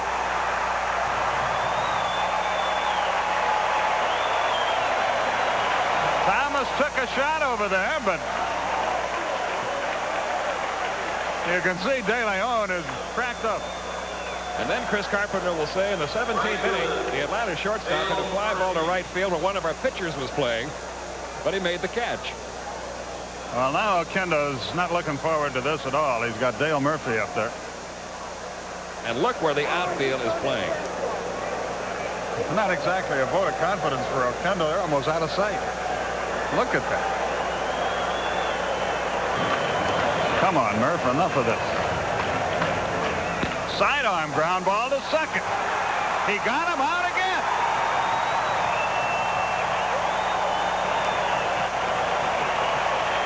We go to the bottom half of the 17th. This is unbelievable. 5-5. Corked into center field. Deion James drifts back, though, and De Leon is out, one away. Just got a report from St. Louis's clubhouse. Randy O'Neill left the game because of an ailing shoulder. That's the reason he had to come out of the game. Little chop towards second. Gann will throw him out. We go to the 18th inning. It's 5-5. Oquendo with a 1-1. Griffey belts one high in the air, but that's no man's land out there. Straightaway center. Willie McGee, one down. Today is kind enough to give us a call. Fly ball, deep right field. Not deep enough, though. 2 men out. Now Brunansky will head over to left field. De Leon comes over to right because we have a right-hand batter, Ozzie Virgil. Dan asked me, what are these two teams trying to do? And I had to tell him I don't know.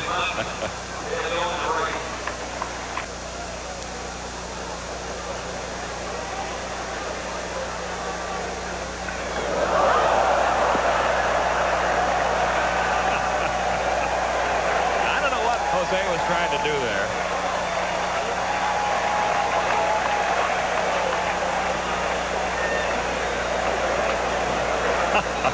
What did it hit? Did it hit the bat?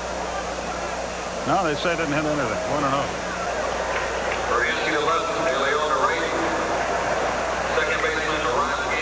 Willie didn't even look up that time when they ran by. He's seen enough of it.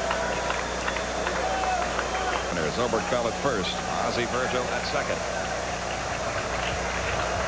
And here's the 1-1. Drilled. Wallace with a grab to end the inning. Oquendo survives another one. We go to the bottom half of the 18th. Still tied.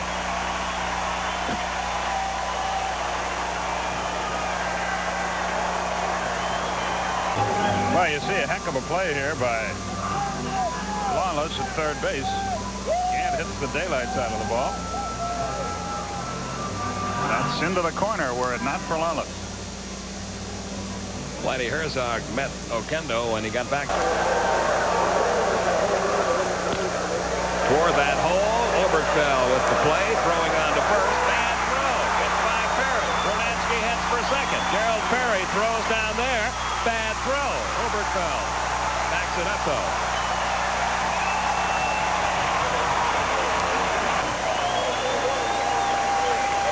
Oberkfell does well to get to the ball, but he can't get set. He sidearms it, and it really sails on him. Perry can't get there. Brunansky, if he wasn't tired before, he is now, and the throw is bad there, but Oberkfell, after making the error. Nobody out. Brunansky at second. Lawless gets the bunt down. Mailer bobbles it. Everybody's safe. The Braves are self-destructing here in the bottom half of the 18th.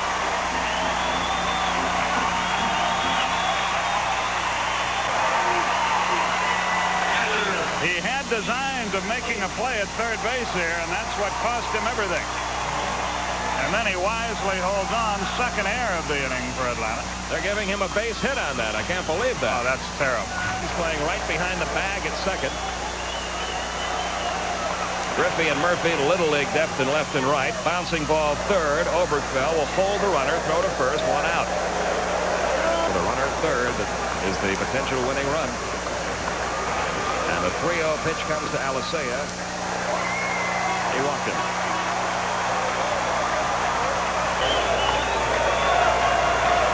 The 2-1 to Dwayne Walker. Toward short, caught.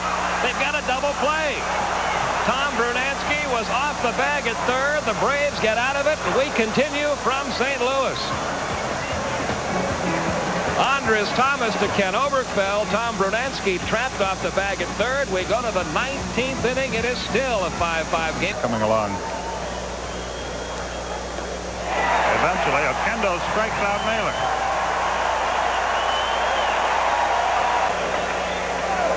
Just a little changeup. Tom Brunansky is saying, now I know why they made the trade.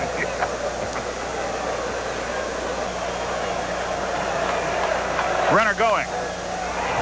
Little pop. Lake waits. 2 out.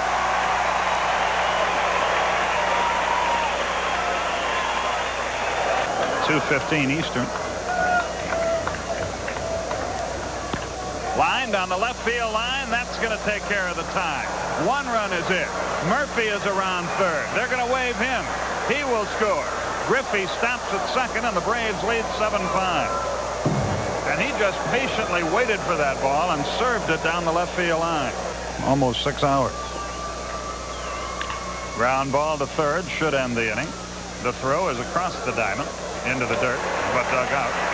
The inning is over, but the Braves score 2 on 1. Close to coming through in the inning just passed. Ground ball to first. That should be easy. Perry will take it himself. 2 out. So Ozzie Smith is the Cardinals' last hope. 10th at bat. And he lines it to right. Murphy comes in, goes out. Win, win, win. Atlanta in 19. Another routine victory. The Braves get by the Cardinals 7-5 and 19. We'll have totals and highlights after we figure it all out, right after this.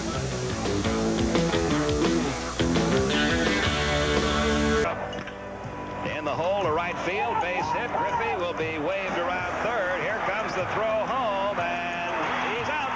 The 2-1 to Dwayne Walker. Toward short, caught. They've got a double play. The Braves get out of it, and we continue from St. Louis. And here's the 1-1. Drilled. Wallace with a grab to end the inning. Isn't there a statute of limitations in this game? Luckily not for Atlanta's Rick Mailer, who pitched 8 shutout innings of relief for the win. Incidentally, he committed a harmless balk to raise the Major League total to 357, a record, already more than any single season total.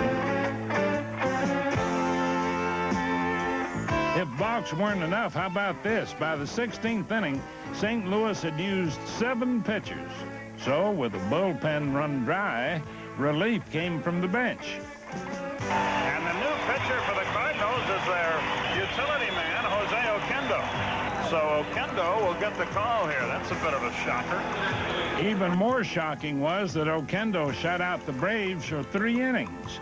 Mighty impressive for a non-pitcher, but he got a lot of help from manager Whitey Herzog's constant maneuvering in the outfield.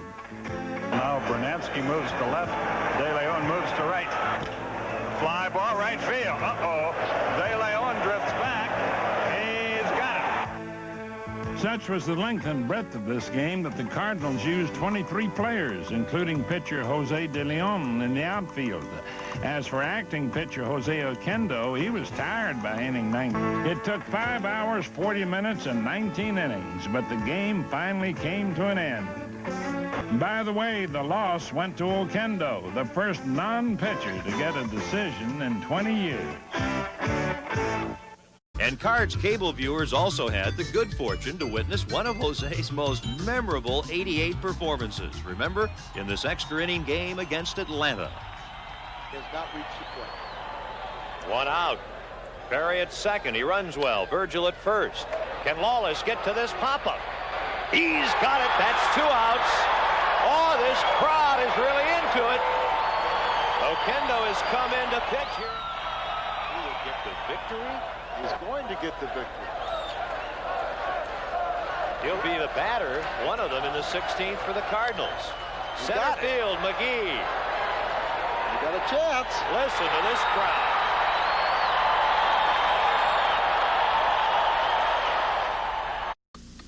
And in St. Louis, the Braves and Cardinals entered the twilight zone, where one could find infielder Jose Oquendo on the mound.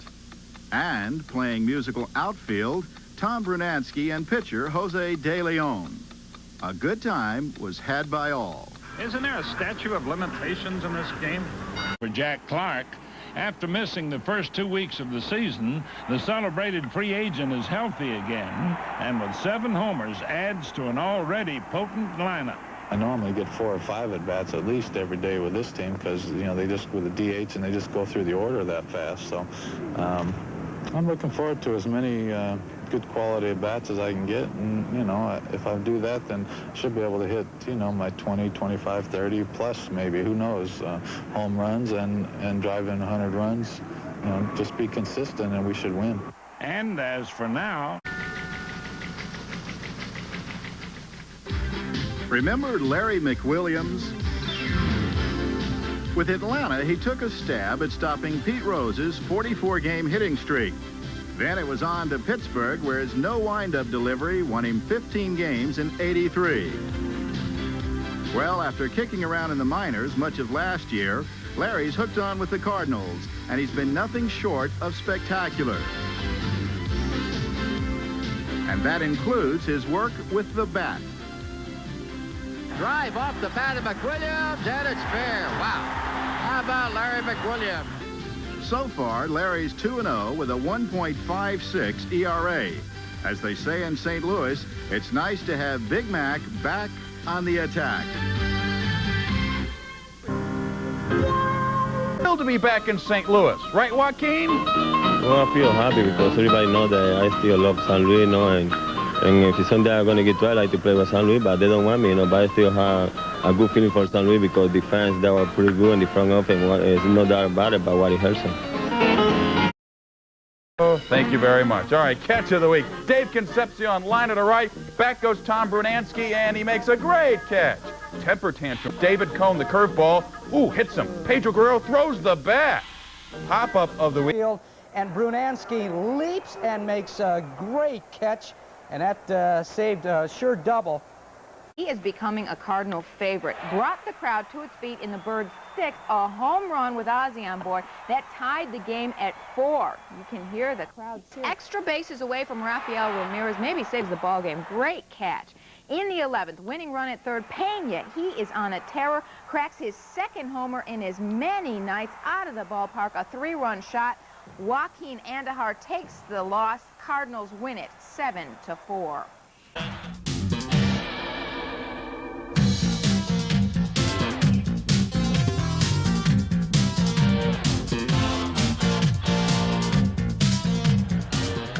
There it is! It's not only the right kind of fly ball, that is a 3-run home run for Tony Pena! Pena socks it out of here against Andujar. The fireworks go off. The crowd of 49,000.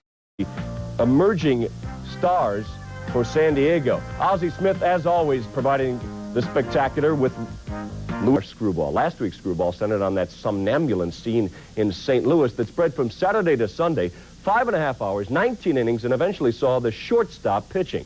But rather than ridiculous, that marathon between the Cardinals and Braves simply illustrated why Jose Oquendo is considered by most to be the best utility player in the game. He's almost a one-man bench for you. I can double switch with him. I got a switch hitter going into the ninth spot. He's hit very well the last 3 years. It isn't like he was when he was young and he couldn't hit. He's a pretty good hitter now. Last year he had the best on-base percentage of my ball club. Had a 44% on base as a pinch hitter, you know. And when I pick a guy out who's made the last out, I don't even have to worry. Who made the last out? Oh, Horner, put him in first. Who made the last out? Alexia, put him in second. And it makes it very easy to manage a ball club when you have a guy like that. For the second straight season, Jose Oquendo has played every position in the field except catcher, the only glove he hasn't donned in the majors. Naturally, the man his teammates have dubbed the secret weapon wears 2 batting gloves, and he's a switch hitter. But although he appears able to adjust to almost anything, there are some situations Jose prefers more than others. You know, it's funny you mention that, too, because he doesn't care for it much at all. He'll go out and play any position. He doesn't mind catching if it's 1 inning, but he doesn't want to play third at all. He says it's too close to the hitters. So I asked him about pitching. He says that's too close, too. I try to keep it in. But the Puerto Rican has now parlayed his pitching prowess more than once. 2 weeks ago, he became the first non-pitcher to earn a decision since the 60s. Even though he lost, Oquendo turned in an admirable performance despite occasional control problems. What was that pitch you threw Ozzie, Virgil? Well, I was trying to throw a slider, and Ozzie was taking time getting at the box. I was getting mad. So, but no, he was trying to throw a breaking ball, and it went over my hand. Whitey Herzog hopes to have the opportunity to someday have his ubiquitous utility man unveil his catching skills and complete the 9-position picture. But in the meantime, he feels there's something else that's been left out of the picture. I really feel that maybe we're missing something in our game with the All-Star voting. Maybe we ought to have a designated hitter voted into by the fans and the best utility player in the game voted in by the fans. We're a non-regular like that does such a great job and so important to my ball club. With innovation and the Houston's Billy Hatcher. Alessia into second base. He steals it. Treadway may have a shot at third. Not in time.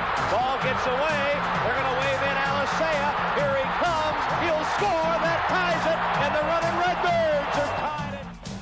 Here's a drive into the right field corner. Here comes Oquendo.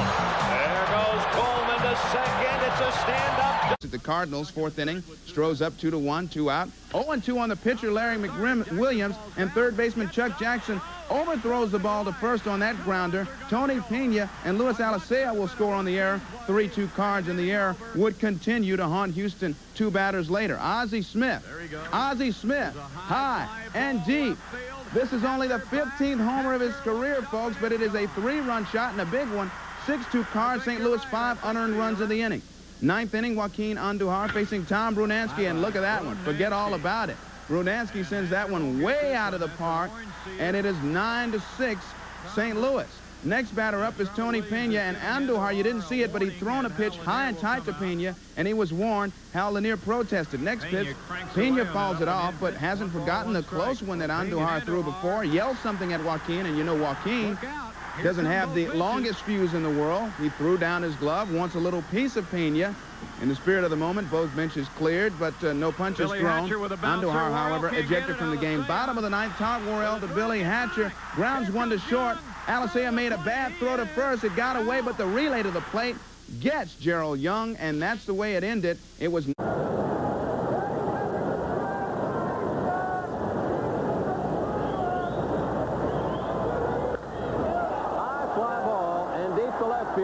Clark is Javier on the warning track. Goodbye. Back-to-back home runs by Buehler and Jack Clark. Clark's number 10 on the year. They put the Yankees out in front 3-2.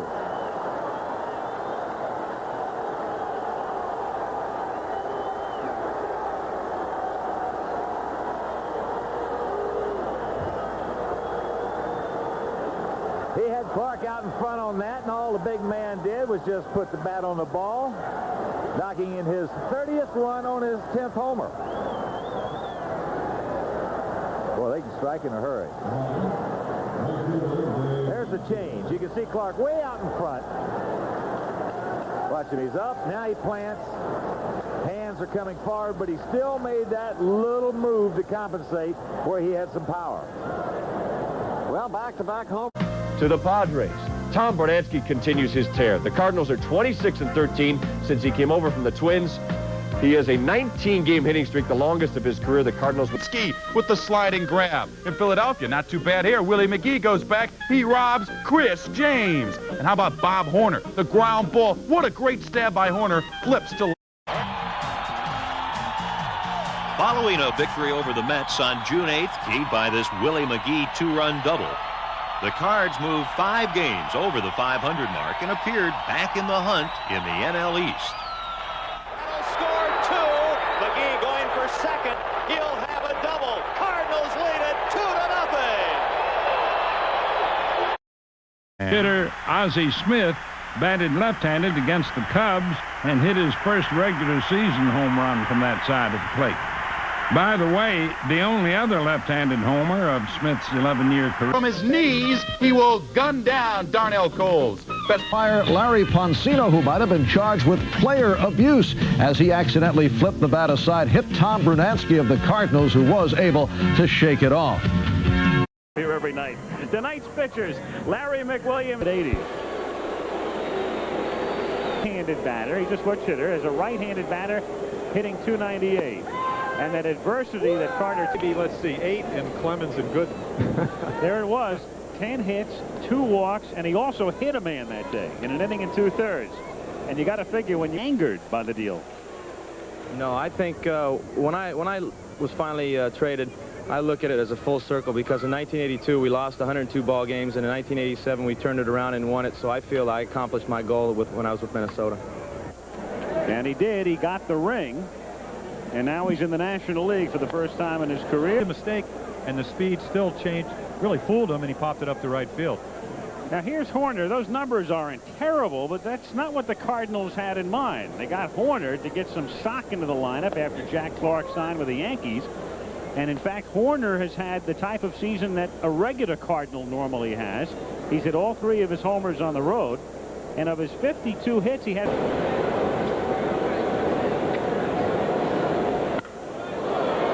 to deep right field. Strawberry goes back, and that one bounces up against the fence. And Ozzie, who obviously is working with Schwarzenegger, has a double. Home run yesterday. 81 batting average. Over the last 4 years, he's batted .289. And he deserves a lot of credit, not only as an everyday player with the Cardinals, but think about Hall of Fame. Scored. 2-hopper to Smith. And he pulls Oquendo off, but he makes the tag. He does it all, Jose Oquendo. That's grounded to third. Lawless comes home for 1. That's all they get. So they get the big second. To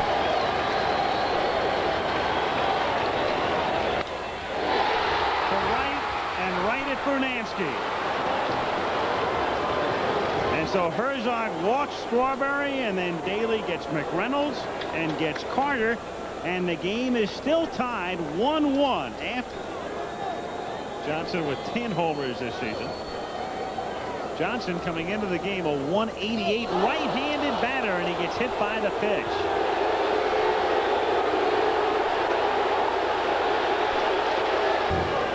And I can't believe you can warn a pitcher for putting the winning run on base leading off an inning. Oh, yeah, right. Well, you know, at the bottom of the 12th inning? Well, I think he's a little bit overreacting there.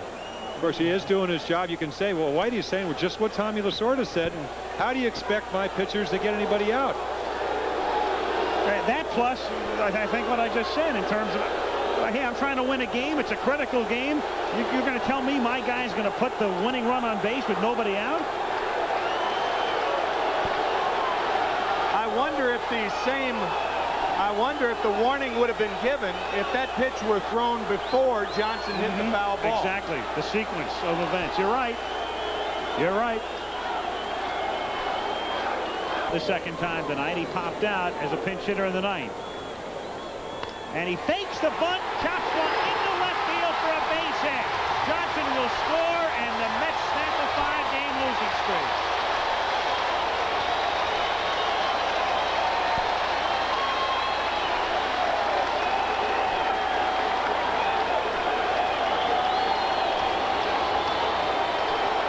I can't remember ever pitches. I mean, and right on the corners, and I was throwing 94, 95 miles an hour. Worrell's late season success in '85 served notice to the National League. The Cardinals had a stopper. In '86, Todd emerged as Rookie of the Year and a man who understood his limitations. If someone's going to beat me, they're going to have to beat me with my fastball. Tough, Worrell knows he can't always win, so he tries to keep things in perspective and the ball in the ballpark. If you get beat by a home run, it's a depressing situation because the game's usually over.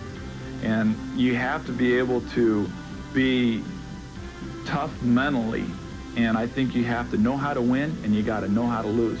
Everyone knows how to win. The strength of Todd Worrell.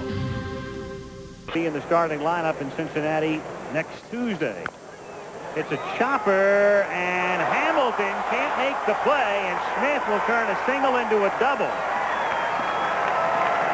A chopper over the head of Hamilton, who looked up and might have had a little problem with the sun.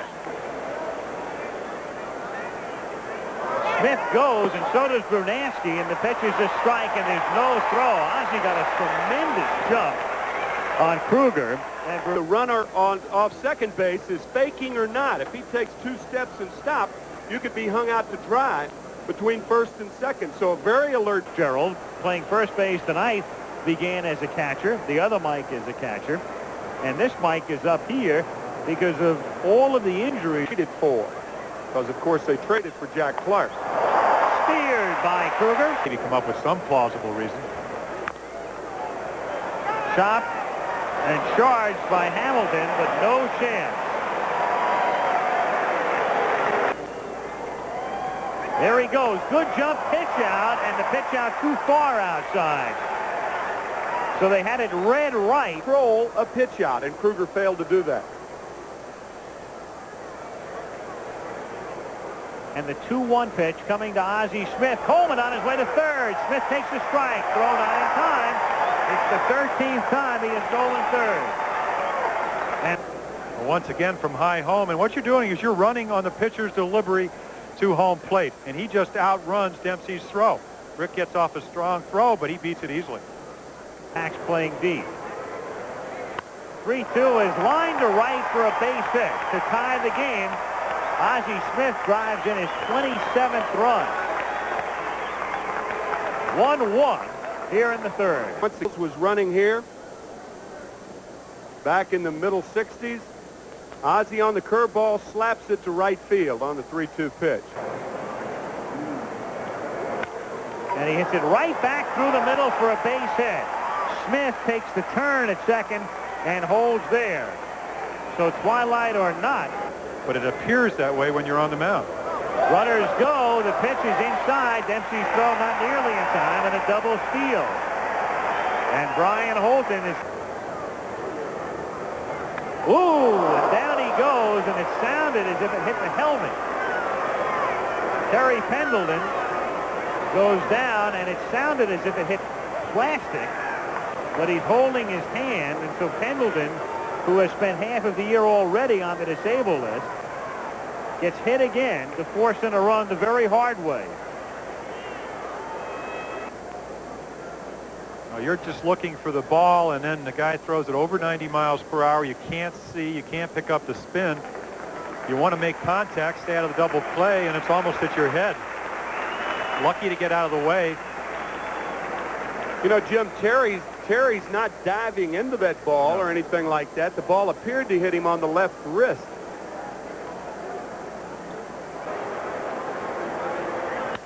And that's line to center field. In comes Shelby to make the catch. McGee tags. The throw comes through, not in time. Willie Stanton. Well, Fernando there in the sunglasses, and he doesn't have to worry about that this year as Dempsey goes down on strikes. The home run to Gibson. Pretty much throws the ball where Pena moves. 2-2, got him on a breaking pitch. He has set down 6 straight. Not the case. And a fastball got him looking. So 2 down. Firecracker. And that pauses everyone for a moment. Brunansky puts the glasses down, but that's kind of like looking for a rowboat when the smokestack is sinking on a luxury liner. A 2-run homer for Will Clark.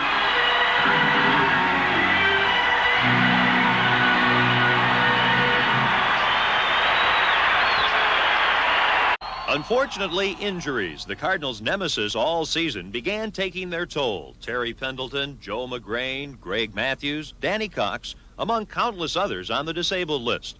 That left Whitey Herzog one.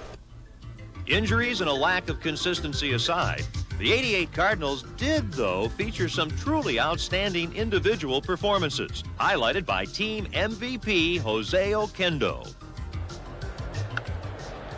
No, look at that play. What a play by Oquendo. He takes a hit away. Long one. Oquendo back to the wall. Nixon, goodbye. A 2-run, 11th inning Jose Oquendo homer. His 3rd homer of the year. He always seems to do it against the San Francisco Giants. And Busch Beer rally towel night before over 46,000 comes to a terrific ending. The Cardinals win it 4-2 in 11. Knows Bob Force, the 38-year-old right-hander, 4-3, 0-1 against the Giants this year, and 7-9 lifetime. Been a long time. If you stay with it for 2 weeks, I'll shave mine off. So there's a little game going on as Clark, mustache and all, strikes out. To the game, 15 games and just 2 out of the cellar. A drive to right field, and Maldonado was overshifted. That's down the line. And Lake is into second base standing with a double. So the tying run is in scoring position. Kind of poke at this. He doesn't take that big, hard swing. He just reaches out and hits it to the opposite field. And I'll tell you, start again until the 29th of June. Line drive, base hit into right field. Man, that's what you missed. You heard Ozzie Smith in the pregame interview, and then Whitey himself said when Pendleton and Horner went out together. Great stars who have a swing of bat. Whitey Herzog, 257. Joe Garagiola, 257. Yeah, but we were hitting a dead ball. He's hitting a live ball. Come on. Bosa, let's see what happens. And there goes Coleman. It's a strike. The throw, he is in there on his landing gear. 3-0. Imagine that count. You would think he would just be standing there waiting for Ozzie to get the base on ball. And there he goes. It's a double steal. The throw, they've gotten it. What you're seeing is the 9-5 shift making a run.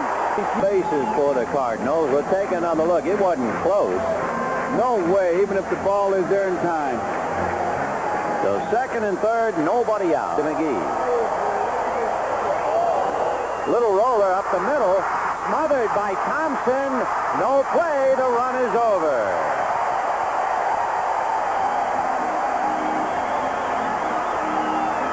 McGee away from first. Ground ball to third, backing up is Riles to second, safe. And then out. He evidently came on and off the bag. Here's where he makes it tough, and McGee is intent on just taking Thompson out of the play, and he does pretty well there, but goes off the bag, and you saw it right.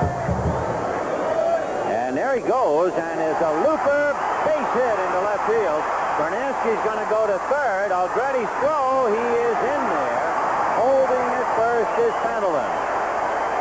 McGee. That meant Bernansky really was still in charge for Hamilton. A looping single to right will send Oquendo to third. Maldonado slow, cut off by Uribe.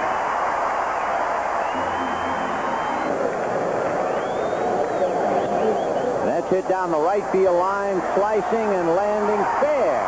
Maldonado has to go up to get it, and Pena wisely holding on because Candy has a fine arm. So Pena flared.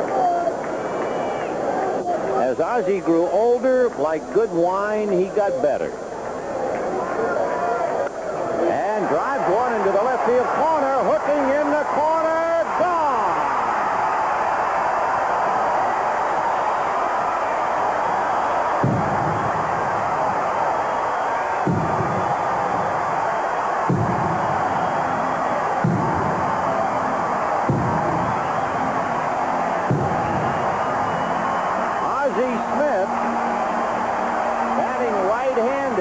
His third home run of the year, 5 in the 7th. That's the one thing that the Giant bullpen could not let happen because they had taken the lead, battled back. Physical fitness guru has been working with Ozzie, and he's got a whole routine he does, and also a nutritional program that he's on. And the players are starting to go to him and working out with him. That's really no surprise. Nolan Ryan of the Houston Astros. But the number 2 guy is facing the San Francisco Giants today, Jose De Leon with 120. And he's already beaten the Giants once already this year. He may have second thoughts about diving again. He may not. But you're taking away part of the game that is very exciting. Fire tries to check it. He does not. De Leon with his first strikeout. 1-2 to Will. Call strike 3 on the outside corner. We got 3 down. Made a great play, and then Willie McGee hit into the 4-6-3 double play. It'll be Mike. He's also right down at the end of the bat. And he lines this one right up the middle for a base hit. See right here, what kind of a pitch does he get to hit? Well, it's just right out over the plate. Had it up just a little bit. Has an excellent arm. They will send Aldretti. Melvin's into second with a double. Here's the throw home, and Aldretti is out.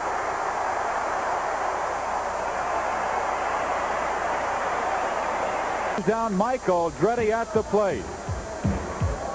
But the Giants score 1 run here in the 4th to take a 2-0 lead on St. Louis. Kind of playing a, if it's there's a line shot, and Laga beats everybody by singling into right field. I almost was going to. Mike Laga does beat the shift. You know, anytime you see a shift like that, try not to change your raise. And the Giants won yesterday in the 9th inning, 6-5. Pitch by Terry. Swing and a miss, and down goes Aldretti. And there's Scott Terry's first strikeout of the game. 4 in the 6th. In the hole at shortstop. Great stop by Oz. Look out. He can do it. And he did it again. Holy cow. If you wonder why they call him the Oz, the wizard at shortstop, just take a look at the replay. Chris Fire hits this ball in the hole, and he knows that Ozzie Smith has come up with this ball. Can he throw him out? You bet he can, and he likes it. I don't know of anybody that can hit the ground and get up quicker than Ozzie Smith. And he gets up on both feet, throws that one hopper. Laga digs. Broken bat roller toward shortstop. The shuffle, and Clark taking the runner out. Look out. Here we go. Look out. And here come both dugouts. Well, we're going to have a good one here. Once it was 4-on-1, and Will Clark was the number 1, you knew that this was going to be ugly. And I don't blame him. You have both dugouts, both teams out there, and we may not be finished with this one. Candy Maldonado was the guy that took a shot at Ozzie Smith. And Brentley is going to go after Ozzie. These two do not care for each other anyway. Both teams trying to hold back their respective players, but I still think we may have something else going on out there.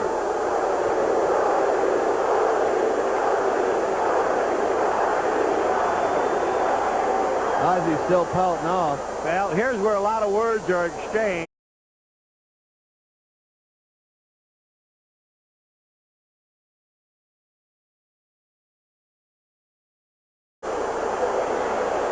Then somebody got it. And if we see it on the replay, was it Ozzy who took the first swing? Now, Clark slid in hard at second base.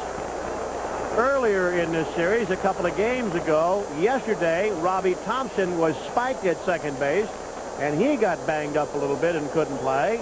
And Clark going in at second base hard today. Well, let's see it on the replay. Ron, if you throw him, you better expect to get some.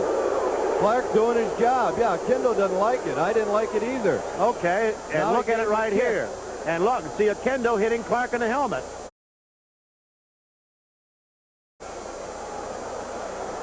And if, like I said, if you're going to throw him, Ozzy in there again. If you're going to throw him, you better expect to get one. And here comes Maldonado. Good for Candy.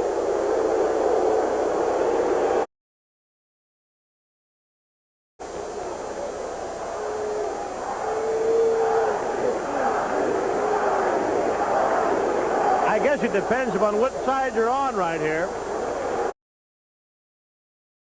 And right now, Oquendo is going to give him a little knee. That's right. And remember, we're sitting in a house full of people right here. Ozzie Smith is going back up at shortstop. Lewis, lifelong Cardinal fan, Chicago Bear head coach Mike Ditka fulfilled a fantasy courtesy of Whitey Herb. The wildest brawl in baseball. Will Clark, Ozzie Smith, Jose Oquendo, Scott Terry, Terry Pendleton, Candy Maldonado, and a cast of thousands in a wild, wild brawl at Busch Stadium. And he's going right away. Had a great jump. Santavena's throw dropped by Hudler, but I don't think would have been in time had he made a great lead at the start of this. Almost 2 feet on the carpet. Acceleration after about 2 or 3 steps is at its maximum, and that's why he's able to beat just about every throw. Everything has to be perfect to throw out guys like Gerald Gill. 0-2 count on Rain. The change-up. Just camouflage. Galarraga's on his way, and Brooks is struck out. With a team for any active pitcher, and he throws a hard breaking ball right there. Foley. 1-1. Just makes it by Wallach down into the corner, and Vince Coleman rounds first. He's going for second. The throw in from Raines, not in time. Coleman inning. The Cardinals lead. There's a fly ball to center field. Martinez got a late jump, and he can't get to it. Off the wall, Coleman will come in to score on the double by Pendleton, and the Cardinals lead 2-0. Having in his second run of the ball game, a high fastball towards the middle of the plate. This ball is hit well. Martinez maybe playing a bit too cheaply in center, like Bryn Smith threw to Brunansky. Oh, breaking ball. And he got it. Been with their team longer in the National League. Mike Schmidt and Dave Concepcion. And if he gets a lot of snap on one, he might get it up to 87, 88, like that one. That was it. Up the middle, there's a base hit for the pitcher, Forsch. The third hit off of Smith. Well, we told you Forsch almost right up on a tee, and he tees off and hits it right down the middle of the fairway. He had to steal 4 bases, and there's Forsch on his way, and Santavena bobbles the ball. And Bob Forsch can not only pitch and hit, but he can run. Well, the reason why Forsch with Galarraga was going to get him anyway. I should say Santavena. Forsch with such a big jump. First, stolen the ball a lot longer from the left-hand side. See it right here, how difficult that could be for a right-handed hitter.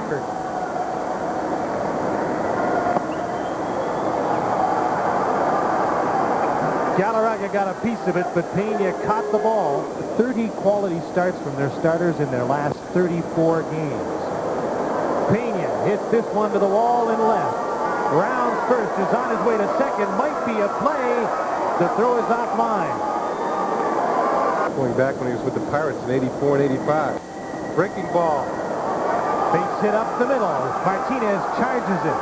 The throw is up the line, and he had to have had a bullet right on the money to have any chance of getting Pena. It was not where Neil Heaton wanted it. Breaking ball in the middle of the plate, hit in the center field. Martinez from Terry. Could be two. Oquendo to Jones and over to Laga. A double play. Sacrifice situation has cost the Expos here. Sanavenia. Any ground ball for the middle of the infield can be turned around as a double. And there's the first base hit for rookie Tim Jones. It's a 2-out single in the top of the ninth. Just the sixth hit. It's like a fastball down and in. Drops the big head of the bat on it. The strangest pickoff attempt. The Expos. Nobody covered first. Terry Pendleton, all right, I'll take second base. For another RBI man in the Cardinals' attack. And he came in the form of Pedro Guerrero. In a key late-season move, the Redbirds traded for the Dodgers slugger Guerrero in exchange for pitcher John Tudor. A major acquisition for the Cardinals. The Dodgers acquired left-hander John Tudor. And in his first start, Tudor beat the Phillies for the third straight time. Guerrero in the lineup, the Cards appeared newly confident. And in fact, the team responded with some of their most inspired ball of the season. The league's two top base stealers, and Coleman is running. And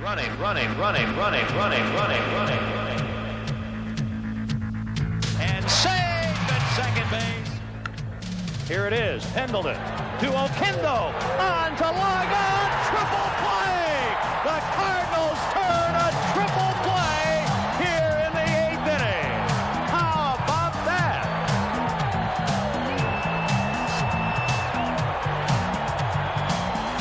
Seems like some of the people are starting to wake up and realizing what just happened. A rare moment. And look at even the Cardinals players enjoyed it. The Cardinals turn a 5-4-3 triple play. Well, Al, that's only the third time I've seen a triple play. And that is the pure triple play. The first one for me, a breaking ball. He had to pull it and hit it sharply. One hopper, Pendleton steps on the bag, out number one. Over to Oquendo for two, return throw to first, 3 outs. You can watch a lot of baseball and never see one, but you just witnessed a triple play. And the Cards lead it. 8-8 on the mound. See his record there, and he's pitched well in his last few decisions. In the last 4 starts, he has 2 wins and 2 no decisions. Here's a long one, way back, and it is gone. 2-0 Cincinnati.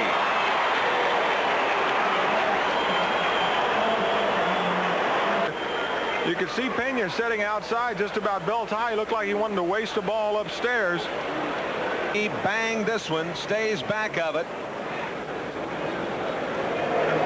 And he strikes out Asaski, the 2-run home. This morning as I left Oklahoma City. Here's the 1-1, up the middle, and Coleman is on.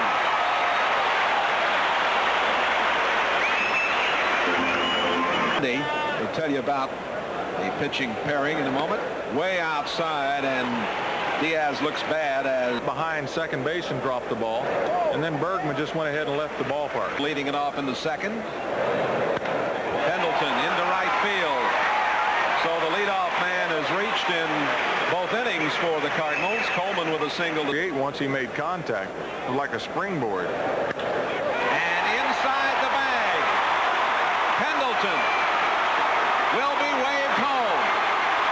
Ozzie has a double, and the Cardinals are on the board. It's 2-1. Smith getting his 36th fastball, and the first pitch got it. Ozzie having to start that bat a little earlier. This ball right at the belt, and he pulls it down the line, and there's nothing to do here to try to get Pendleton. Treadway is playing the other way and deep. Larkin knocks it down. The throw is not in time. Oh, no. Has control of the newspaper.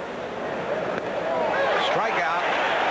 That's number 4 for De Leon. $0.15 million or something like that.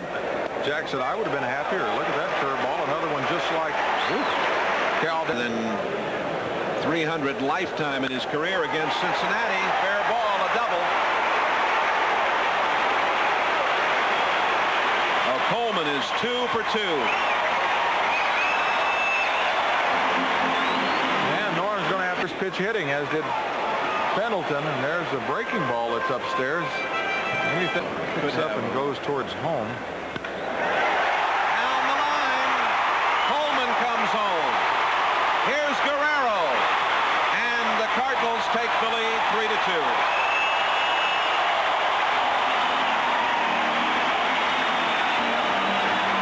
You'll see the pitch right in the middle of the plate. Pendleton turns on it, and a little action in the bullpen for the Cincinnati. Into left field. It'll go all the way to the wall. 2 more runs will score. And a great job by Daniels getting the ricochet. That ball got off the wall so quickly that it holds Oquendo to a single. But he picks up his... As he challenges the fastball, and tell you what, this is the ball club right now that's swinging very aggressively. This is the ball club that only scored a couple of runs against the Houston Astros in the last 2 ball games, but they came out smoking tonight. Runner goes. Ball gets through. McGee will go on to third.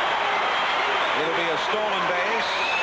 Number 38, Jay. I think that Neckinger really caused the loss. Swing and a miss. Daniels.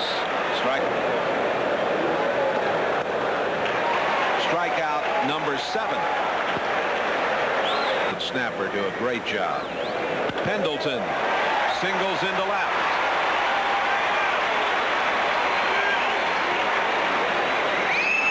The 1.84 ERA in 20 games, had 11 saves, and he gets a strikeout here against Paul O'Neill in the top of the 6th inning. Oh, what a play by Daly. Oh, my. And Guerrero congratulating. And here comes Herzog to take him out. Position well. It was a shot, and Daly was there. And then immediately checked on Larkin at third, and that was slow motion. That just tells you. And you're really juiced up, and you hammer on it. Fly ball, center field, 4 hits for Terry Pendleton. What a night. You know, they'll be able to hit this fastball. I said the only thing I might have said was the fact that they're not going to be able to catch up with this one. However, Oquendo caught up with that one.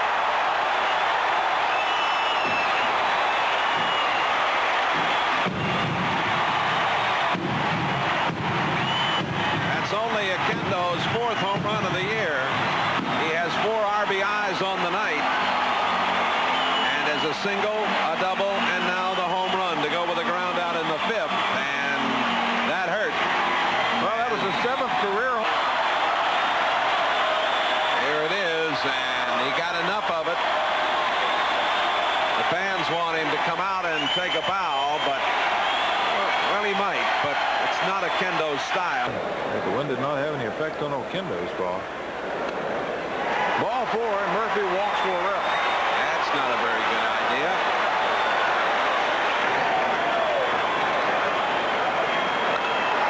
Line drive, center field. Here comes Davis. He dives. He can't get it. Ball goes to center field. Guerrero with a chance for an inside the park grand slam. Round second. He comes to third. He's not going to make it. He's broke down.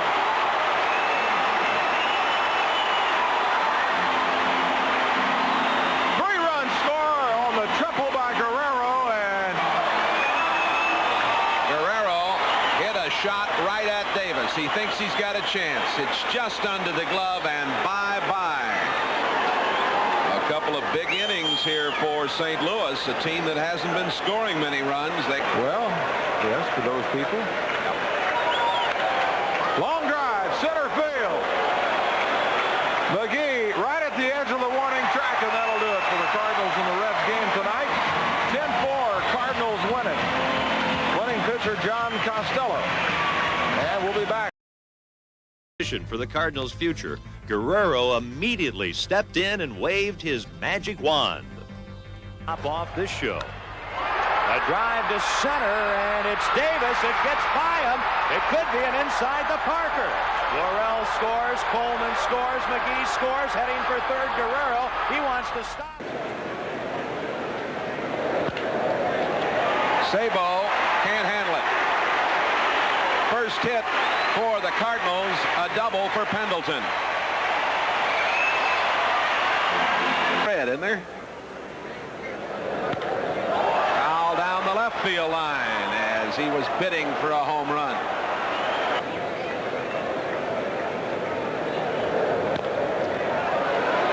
Sabo, 1-0. Sabo misjudging that high hop. Tough play for him. We'll see how they rule it. It is, and what happens is, again, that turf, he can see Terry sprinting down the line at this point. Looked like a long one into left. Daniels is on the run, and it is off the wall. Here comes Smith. Pena scoring. Yeah, he should have been on third, shouldn't he? That's a strike. And Davis. Jaski is waved home and was for three. And here's the play, and he is out. That's Jose Oquendo, the secret weapon, and Jeff Reed made a mistake, but the Reds are on the board. 5, and what a throw to just beat Reed at third. But one with Pendleton, and later one with Scott Terry. Single into left for Oquendo.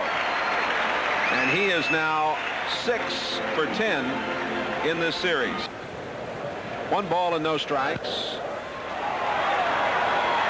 Not in time, but not in time at first. Well, Larkin.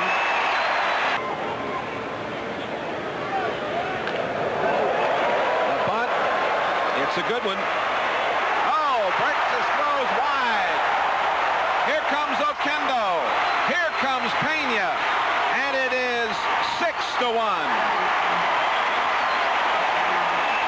Well, do sometimes. I don't think he'll push that pitcher, though. No. Here's a shot through the right side. They hold Terry up. The bases are loaded. Most anybody else on the Cardinal club would have had an inside the park job. Into right field. O'Neill makes the play. And Terry comes home with the 7th run of the game for the Cardinals. Sacrifice fly and an RBI for Guerrero. RBI number 39. Strikeout for Tom. Smith into right field. I'm going to say he not only wrote a book during the offseason, but he's on the cover of GQ magazine as one of the best dressed men in America. See if he goes back inside. He does, and he gets the strikeout. Good pitch by Scott Terry. Concessionaire is working to their dream. Ball hit down the left field line past the diving Sabo for Pena. It'll be a double. Daniel plays it off, gets it back to Ron Oster. A new shortstop in the game is Ron Oster. Game series against St. Louis. Remember that makeup of the second game of the season is set for Thursday night. And off the end of the bat, here comes Daniels. Long run. He can't handle it. Gets away from him, goes down to the rail. Here's Oster to pick it up, and Brunansky round second, and it was a run forever and not get there. Hard hit right at Pendleton. He'll make the catch on the line drive. Hit it hard, but Pendleton right there playing. Here's Chris. And an infield single. This one popped over to the left side. Pendleton with room. Oquendo. Smith. Guerrero. A double play. Going with hits. There's a deep one. Oh, he hits it a ton. And Lonnie Smith just looks up in admiration. Number 19. A 2-run bolt in the first inning for Tom Brunansky. And make it 3-0 Cardinals.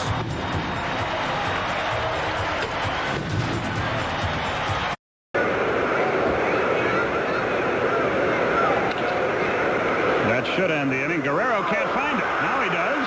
He's still out. The inning is over.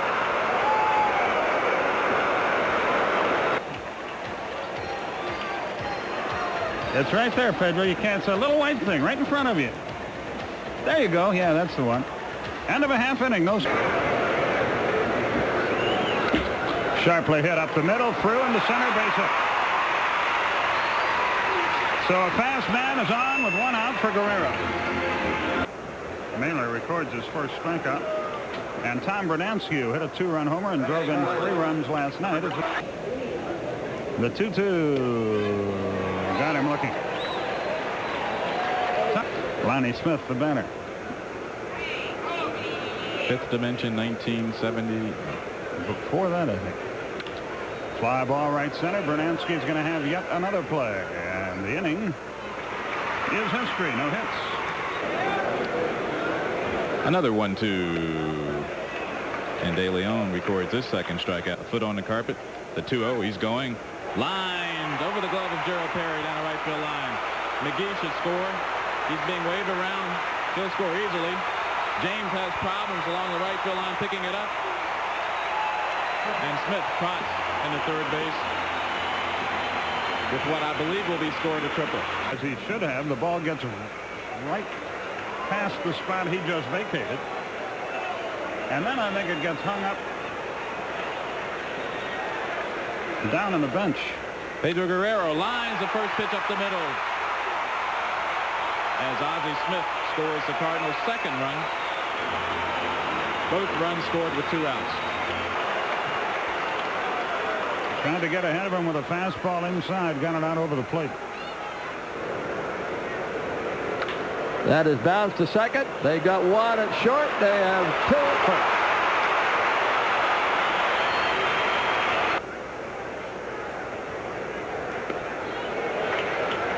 There's a fastball strikeout. 12 innings remaining.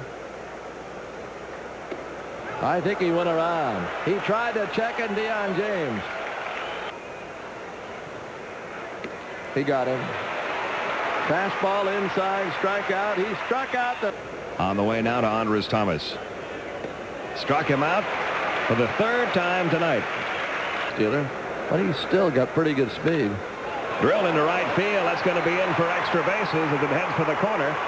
Brunansky on his way to second. And he's in standing. That's his 14th double. Pitch was away, and he did what you're supposed to do. He drove. This is 1-2 to Gant. That was a pretty good pitch. He pulled the string on him a little bit. 2 down. The catching. Bruce Sutter will bat 4th. He does the pitching. Top of the order in the bottom of the 8th for St. Louis. Willie McGee looks at a strike. It's 0-1. McGee is 0 for 2 with a walk. Play him shallow and straight away. And he hits into the left center for a hit.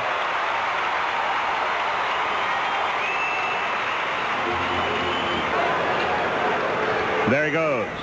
Benedict's throw. He is safe. Bang, bang play. Can't make a better throw. So made it or not, when he got down there, he doesn't really get a great jump there. He kind of skidded a little bit as he started. And after the head first slide and the tag applied, he takes a look back to see what the call was. He wasn't sure.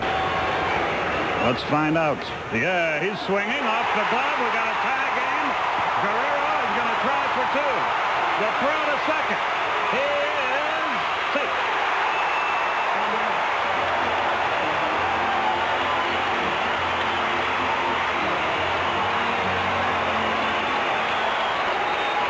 Oberkfell tries to pick this one on the short hop, and it just gets under his glove.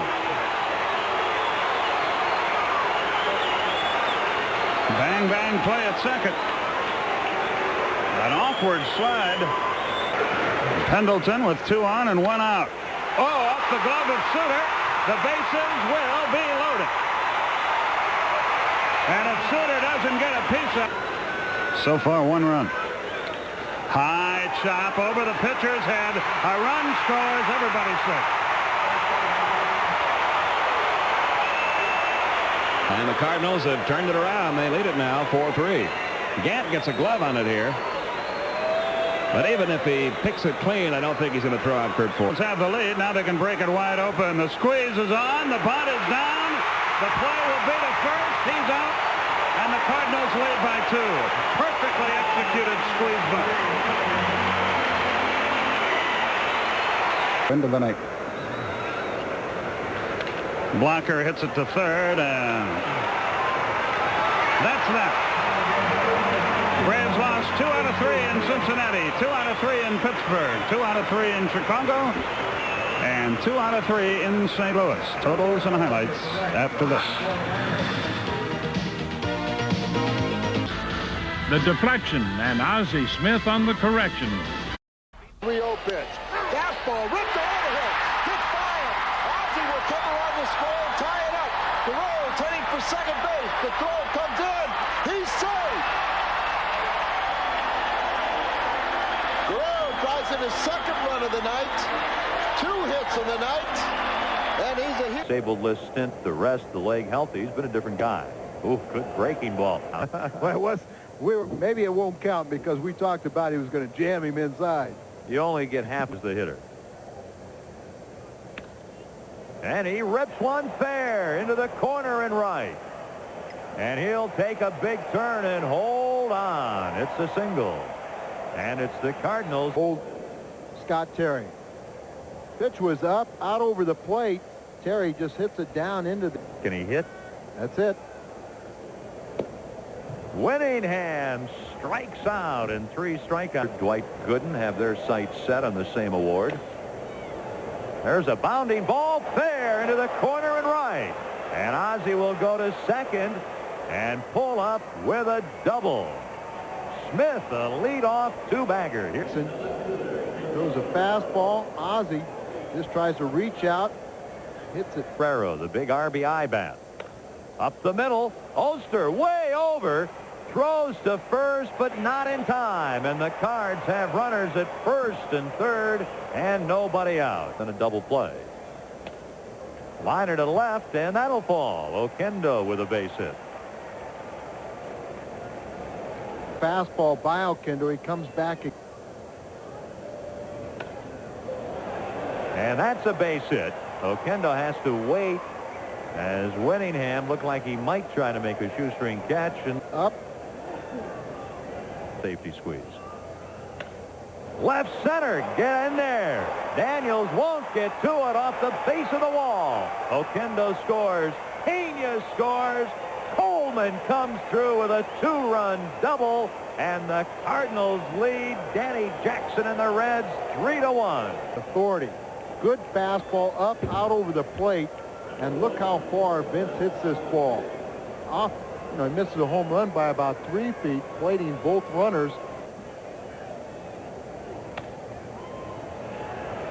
Larkin's throw to first, not in time. Coleman to third. And Larkin, just by fielding the ball, saves a run. For strikes.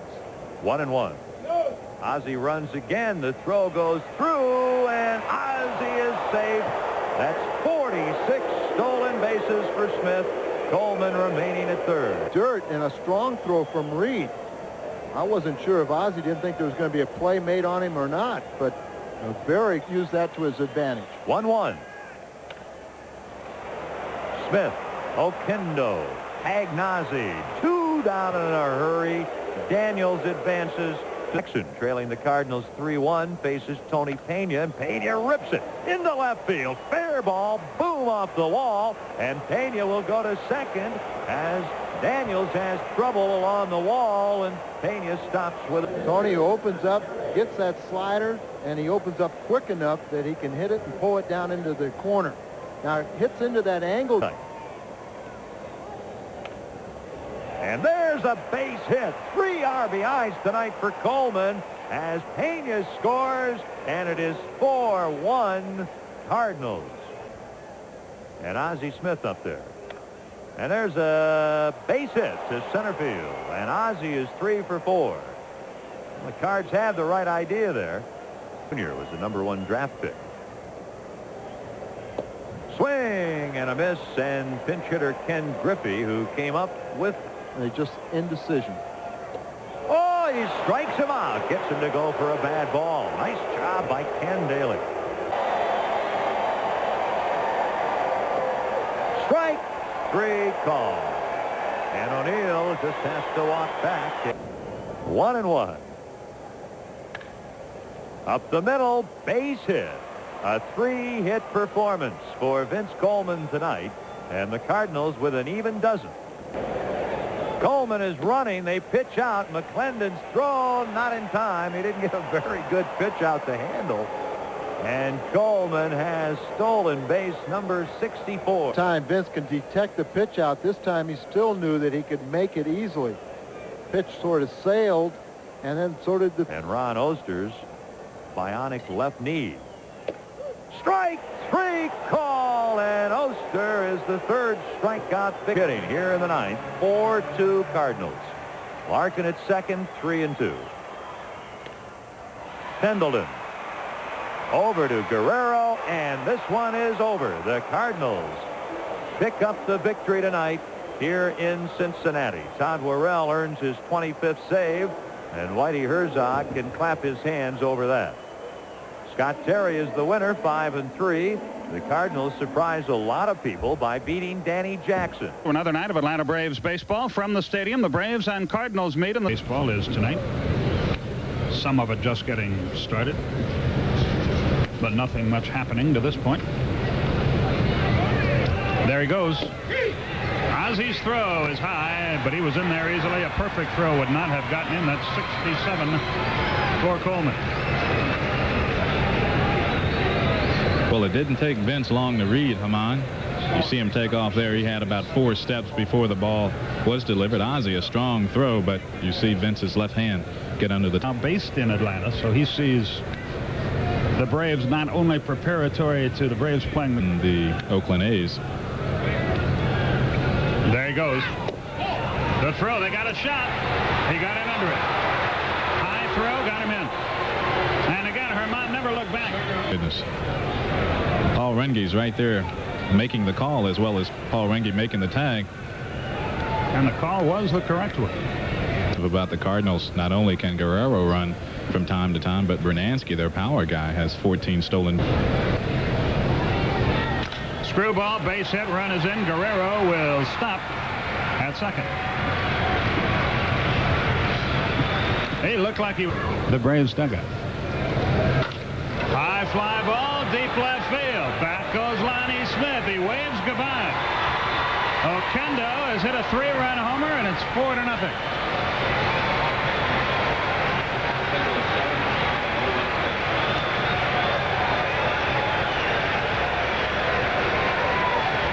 Bombs away in the first for St. Louis.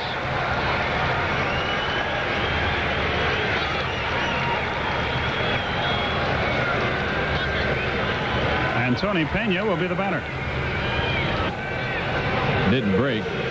Up in the strike zone, you see Oquendo get on top of it and drive it. First, Lonnie Smith stood his ground, thinking that the ball wasn't hit.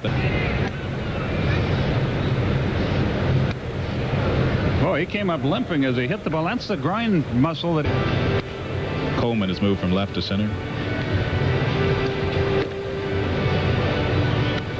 And you see the numbers on Greg Matthews, who was on the disabled list much of the year with a shoulder problem. Talking with tough, you lose a game last night in which the Cardinals get just one big blow, and that one probably would have been an out any other night. Or a baseball program.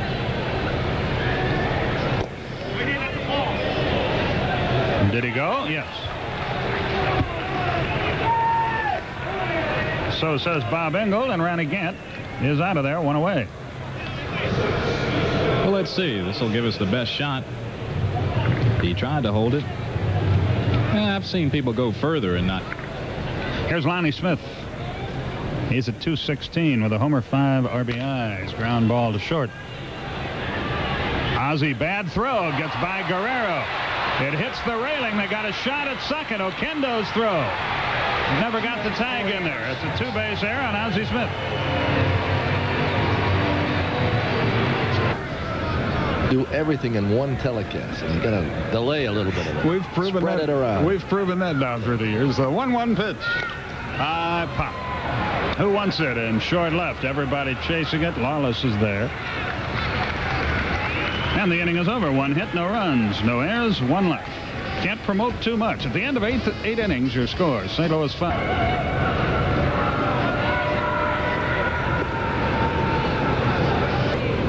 And the 2-2. It is 6-0. It is 7-0. Ozzie Smith with a solid single.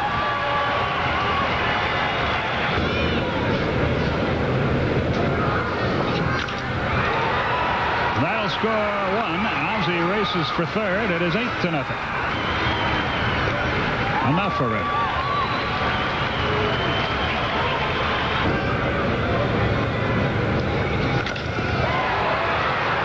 It's 9-0. Guerrero stops at second. And Quisenberry will pitch to Thomas, Virgil, and Runge in the Atlanta 9th inning. Quisenberry, a big star for many years with Kansas City. He's had his troubles over here, though he has won 2 games. He hasn't saved any.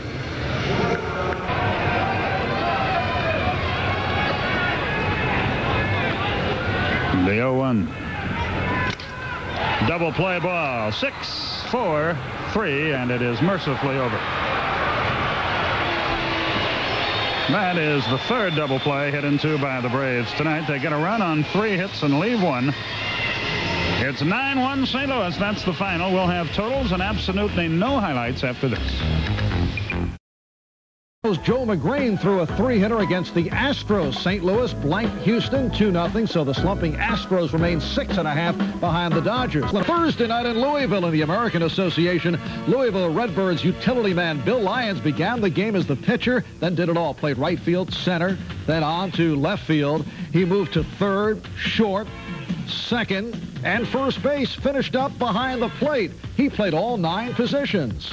I don't think it was that tough, really. You know, it's just a matter of getting pointed in the right direction every inning. 12th time. New teammate Bob Forsch got off to an auspicious start as an Astro. In his first game since being traded from St. Louis, Forsch shut out the Reds for 8 innings. He also delivered with his bat, hitting a bases-loaded double to drive in all 3 Houston runs as the Astros stayed within reach of the Dodgers. Not bad for the first day on the job. The Astros. He's going to be his 12th start overall. He has 24 appearances out of the bullpen. And Larry, as a starter, is 3-2 with an ERA of 2.90. That was ever made. Walling's got a chance, and that's an infield single. The Cardinals have their first base runner. The interesting thing about that, and the new pitcher making his big league debut is Ken Hill. Yeah, there's Kenny, the big right-hander. He was very impressive in spring training. 9.2 ERA. He had 3 complete games in his 22 starts, 1 shutout, 107 strikeouts, and 115 innings pitched.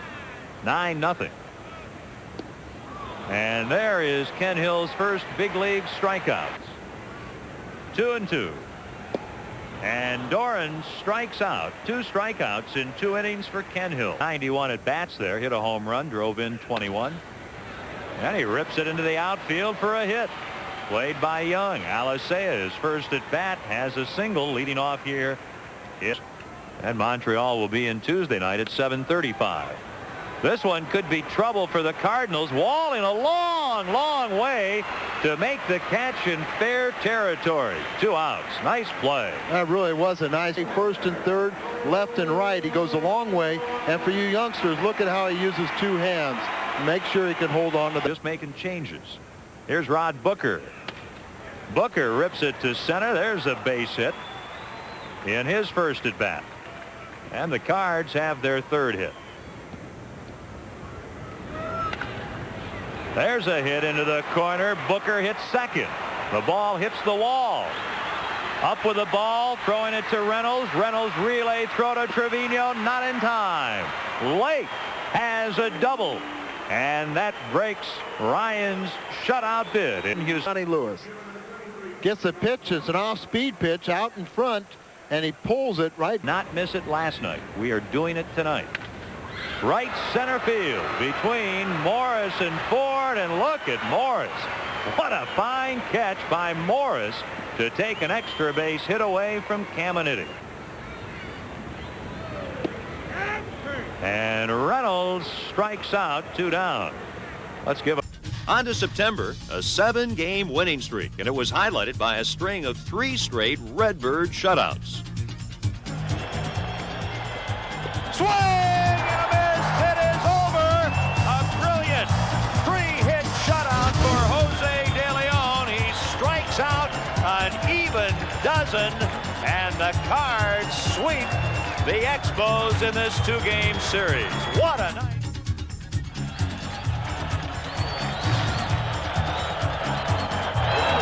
Swing and a miss. It's over. The Grain has struck out 7. He combines with De Leon for back-to-back shutouts, and for Joe McGrain, his second shutout in a row. 18.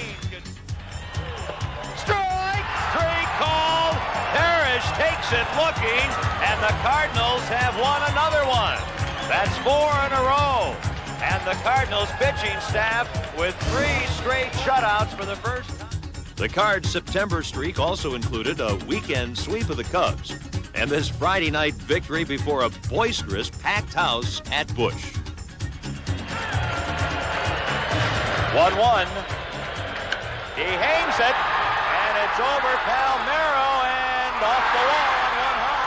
Coleman scores, Smith right behind him. A double for Guerrero, 4-1 Cardinals, and Guerrero with 17 RBIs in 23. Championship Series win. But then 1988, Ozzie Smith still making those spectacular plays, but the Cardinals not winning. Playing better now, though, since the arrival of Pedro Guerrero. With Pedro leading the way offensively, the Cardinals have won 16 of their last 23. And what the offense hasn't done, the pitching has. With such as today's pitcher, the young Scott Terry, the Cardinals, with 3 consecutive shutouts. Which is the key to giving up hits in a ball game. If you can interrupt their balance and their timing, then you're going to have a chance to get them out. Earlier in his career, Stewart had not been able to find much consistency. But thanks to an old pro, he came up with a forkball. The Cardinals. The sweetest win of the year for the Birds, however, came 2 weeks later. It was the Mets in for their final visit of the season. A big Friday night crowd on hand. The Cards rallied from behind to beat Dwight Gooden and the Mets 2-1. Away in today's strike zone. Coleman at second base, nobody out. 9th inning, grounder up the middle, base hit. Here comes the center fielder. Here comes Coleman. Here's the throw. It is not in time. Coleman is saved. Oh, what a close play. Bud Harrelson is going to come out and protest. Check with Barry Lyons. The Cardinals have tied it. The winning run at second, Ozzie then stole third. And up came Pedro to drive home the game winner. Run in, 1-1, 9th inning. Ozzie Smith at third, nobody out.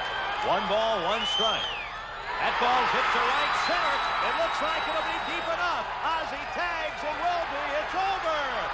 Smith scores on the sacrifice fly by Pedro Guerrero. And the Cardinals tonight, before over 36,000, beat Dwight Gooden. The Dodgers got some bad news. John Tudor, scheduled to start in Game 2, suffered a muscle spasm last night in his hip. It's not known if he'll be able to pitch next Wednesday. His opponent is... And finally, the Cardinals' Jose Oquendo. Hold on, folks. There's no end to Jose Oquendo's versatility.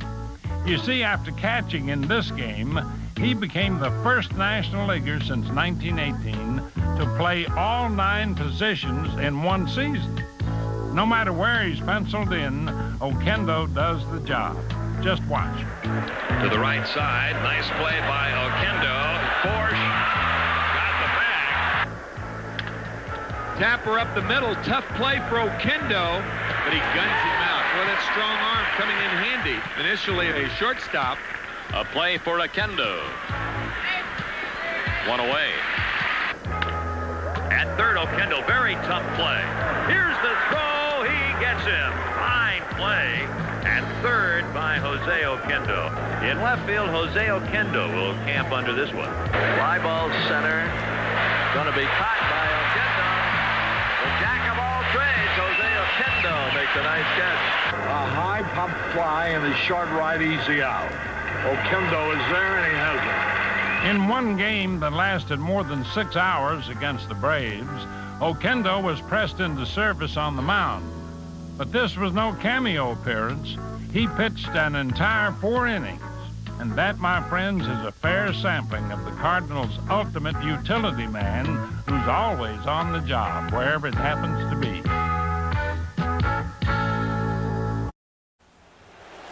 Well, Madeline, this is someone like Jose Oquendo, who's so versatile, the manager can put him anywhere he pleases. Jose Oquendo, the secret weapon, now hurling for the Redbird. Into right field, Oquendo. One gone. Oquendo throws him out. What a play by Oquendo. Yes, Madeline, Jose, can you see, is everywhere. And the pitch is lined into left field. Here comes Oquendo, and he's got it. The jack of all trades, Jose Oquendo. Meanwhile, in St. Louis, Tom Lawless and Tom Brunansky leave some real food on third base for real person Eric Gregg. Time is called now. The home plate umpire sees it. He's pointing at it, and Greg's looking out the left field. Eric's looking down the left field. He thinks there's something on the field. Now he sees it. Think about it. Oh, the great days when the season's about over, you see all kinds of things happening. Like Philly. Nope, he went too far. Strawberry leaning, and there he goes. He really gave that one away. The throw out at second. Darrell gunned out by Tony Pena. 2 outs here in the third. Well, Pena has a tough pitch to handle. He comes up throwing, gets it right in the right spot as Oquendo makes the tag. And Keith, of course.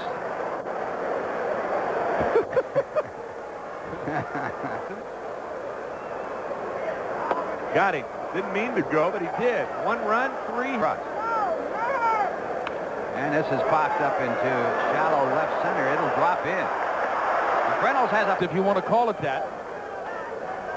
Morris hitting this ball. It's on the line. Strawberry is close. Brunansky stopped for trouble with runners at second and third and 1 out. And there's a base hit. Brunansky scores. Morris is going to be held. The throw comes through, and now Oquendo is hung up between first and second. Johnson throws behind Morris, but he's safe. Oquendo back to first, but the Cardinals score an earned run and to get it. Oquendo right back through the middle. A good line drive, base hit. Mookie Wilson charges ball very well. Good enough to hold him at third base. Throws way up the line. Carter. He makes a good throw to Howard Johnson, but Keith Hernandez had to be in for the cutoff. Quick throw. Grounded up the middle, but right there's Alicea. Steps on the back to Oquendo in time at first. The power of this year. Grounded to third. Line drive to third. Jeffrey snagging it for the final out. Sharply grounded a base hit by Jones into right field. Second hit for Hernandez, who was aboard at first with 1 away. And he chases one high and away. And he's out of there. First strikeout for Daly. Third and less than 2 outs, so he hit an opportunity. Miller running. And he's out of there. So McReynolds left at the plate. Impressive, too, in '88 was the performance of the Cardinals' fine young pitching staff, anchored by Jose De Leon, who recorded 13 wins with over 200 strikeouts. Reliever turned starter Scott Terry was also impressive. And rookie John Costello turned some heads with his performance. Meanwhile, Joe McGrain took honors as the National League's ERA champion. Despite his superb pitching, though, the Cards' left-hander wound up with little run support, finishing with only 5 wins. In 1988, pitcher Joe McGrain started 24 games for the St. Louis Cardinals. Over those 24 games, he totaled 165 1/3 innings pitched, 100 strikeouts, 3 shutouts, and a 1.113 whip. He also recorded an ERA of 2.18 and an adjusted ERA of 161. Both of those two were league leaders. Certainly one of the best starting pitchers in baseball that season. He won 5 games. McGrain's 5 wins in 1988 are the record for fewest wins by a pitcher to lead the league in ERA. And Joe with a 5-9 record. How about that ERA? 2.18. Lowest in the National League last year. He set a record for the lowest amount of wins for leading the league in earned run average. McGrain, with a record of 5-9 last year, won only 5 ball games in spite of leading the league in earned run average. That's an all-time record for fewest wins with the #1 ERA. It's not as if he went 5-0 or 5-1. McGrain went 5-9. The man who led MLB in ERA had almost double the amount of losses than wins. There are only 3 other instances in MLB history of a starting pitcher recording an adjusted ERA of at least 161 to have more losses than wins. McGrain was the only one of those 4 to lead MLB in ERA or adjusted ERA. How did this happen? The 1988 Cardinals were bad, but they weren't historically bad. A 76-86 record isn't good, but it's not that terrible. It could be a lot worse. St. Louis was in the bottom 3 teams in runs scored in 1988, so one of the worst, but not the worst. McGrain threw 19 quality starts in his 24 games. His record in those 19 games? 5-7. There were 11 games McGrain started in which he gave up 1 or fewer runs. He went 4-4 in those 11 games. Out of his 9 losses on the season, he gave up 2 or fewer runs in 6 of those 9. Among his 10 non-decisions, McGrain allowed 2 or fewer runs in 9 of them. In McGrain's 5 wins, he threw a complete game shutout in 3 of them. There are only 2 games out of a possible 24 in which McGrain got the victory where he didn't throw a complete game shutout. 2 games. St. Louis overall went 8-16 in McGrain's 24 starts. In McGrain's 24 games he pitched that season, the Cardinals scored a combined 66 runs. That's 2.75 runs a game on average. That's not the lowest run support an ace pitcher has ever gotten, but that 5-9 record is the worst record for any ace ever. Surprisingly, there were only 2 games in which McGrain exited with the lead and the bullpen cost him a potential victory. We may never see a pitcher perform that good to see such few wins ever again. For the 1988 Cardinals. Coleman at first, 1 out in the 9th. Ozzie Smith, the hitter. Ground ball, lean, goes to Belliard, 1 on the first.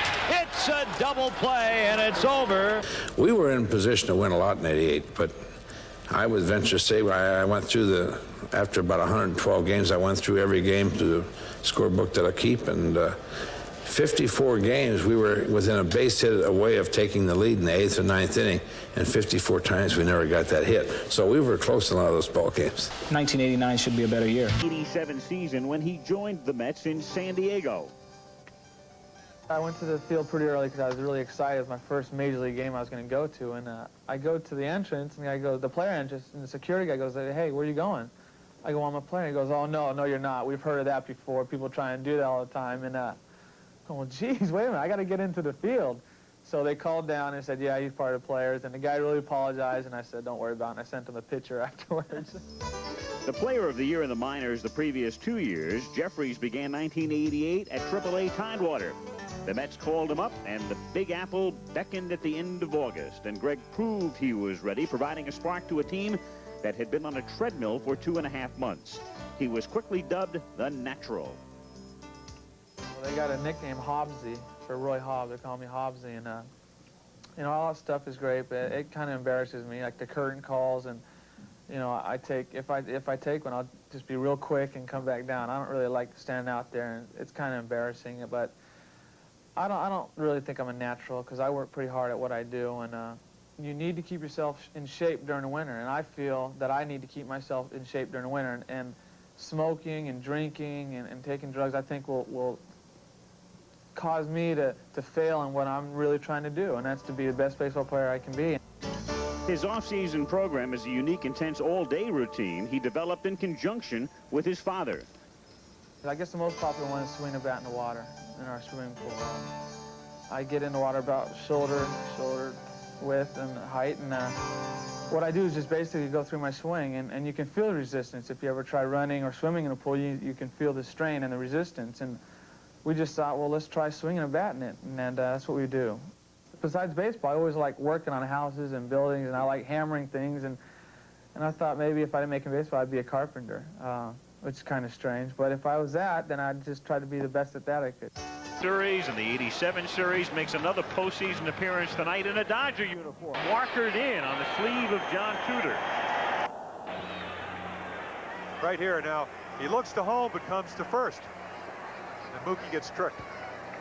It's really bad base running, because you got a guy that was only up about a month. He had 6 home runs, 4 from the right side, and you just got yourself picked off. Now, that's not checking. He has 2 strikes on him, but sometimes a manager may want your hitter to take a shot to right field in a ball game like this, because you can use an insurance run it to the right side. He may do that now with 2 strikes on it. Well, if he does it now, it'll be because Lee Smith makes him. Up the middle, base hit McGuire. Canseco making the turn. Lefever's waving him home. Burke's throw is on the way. It's a 3-1 game.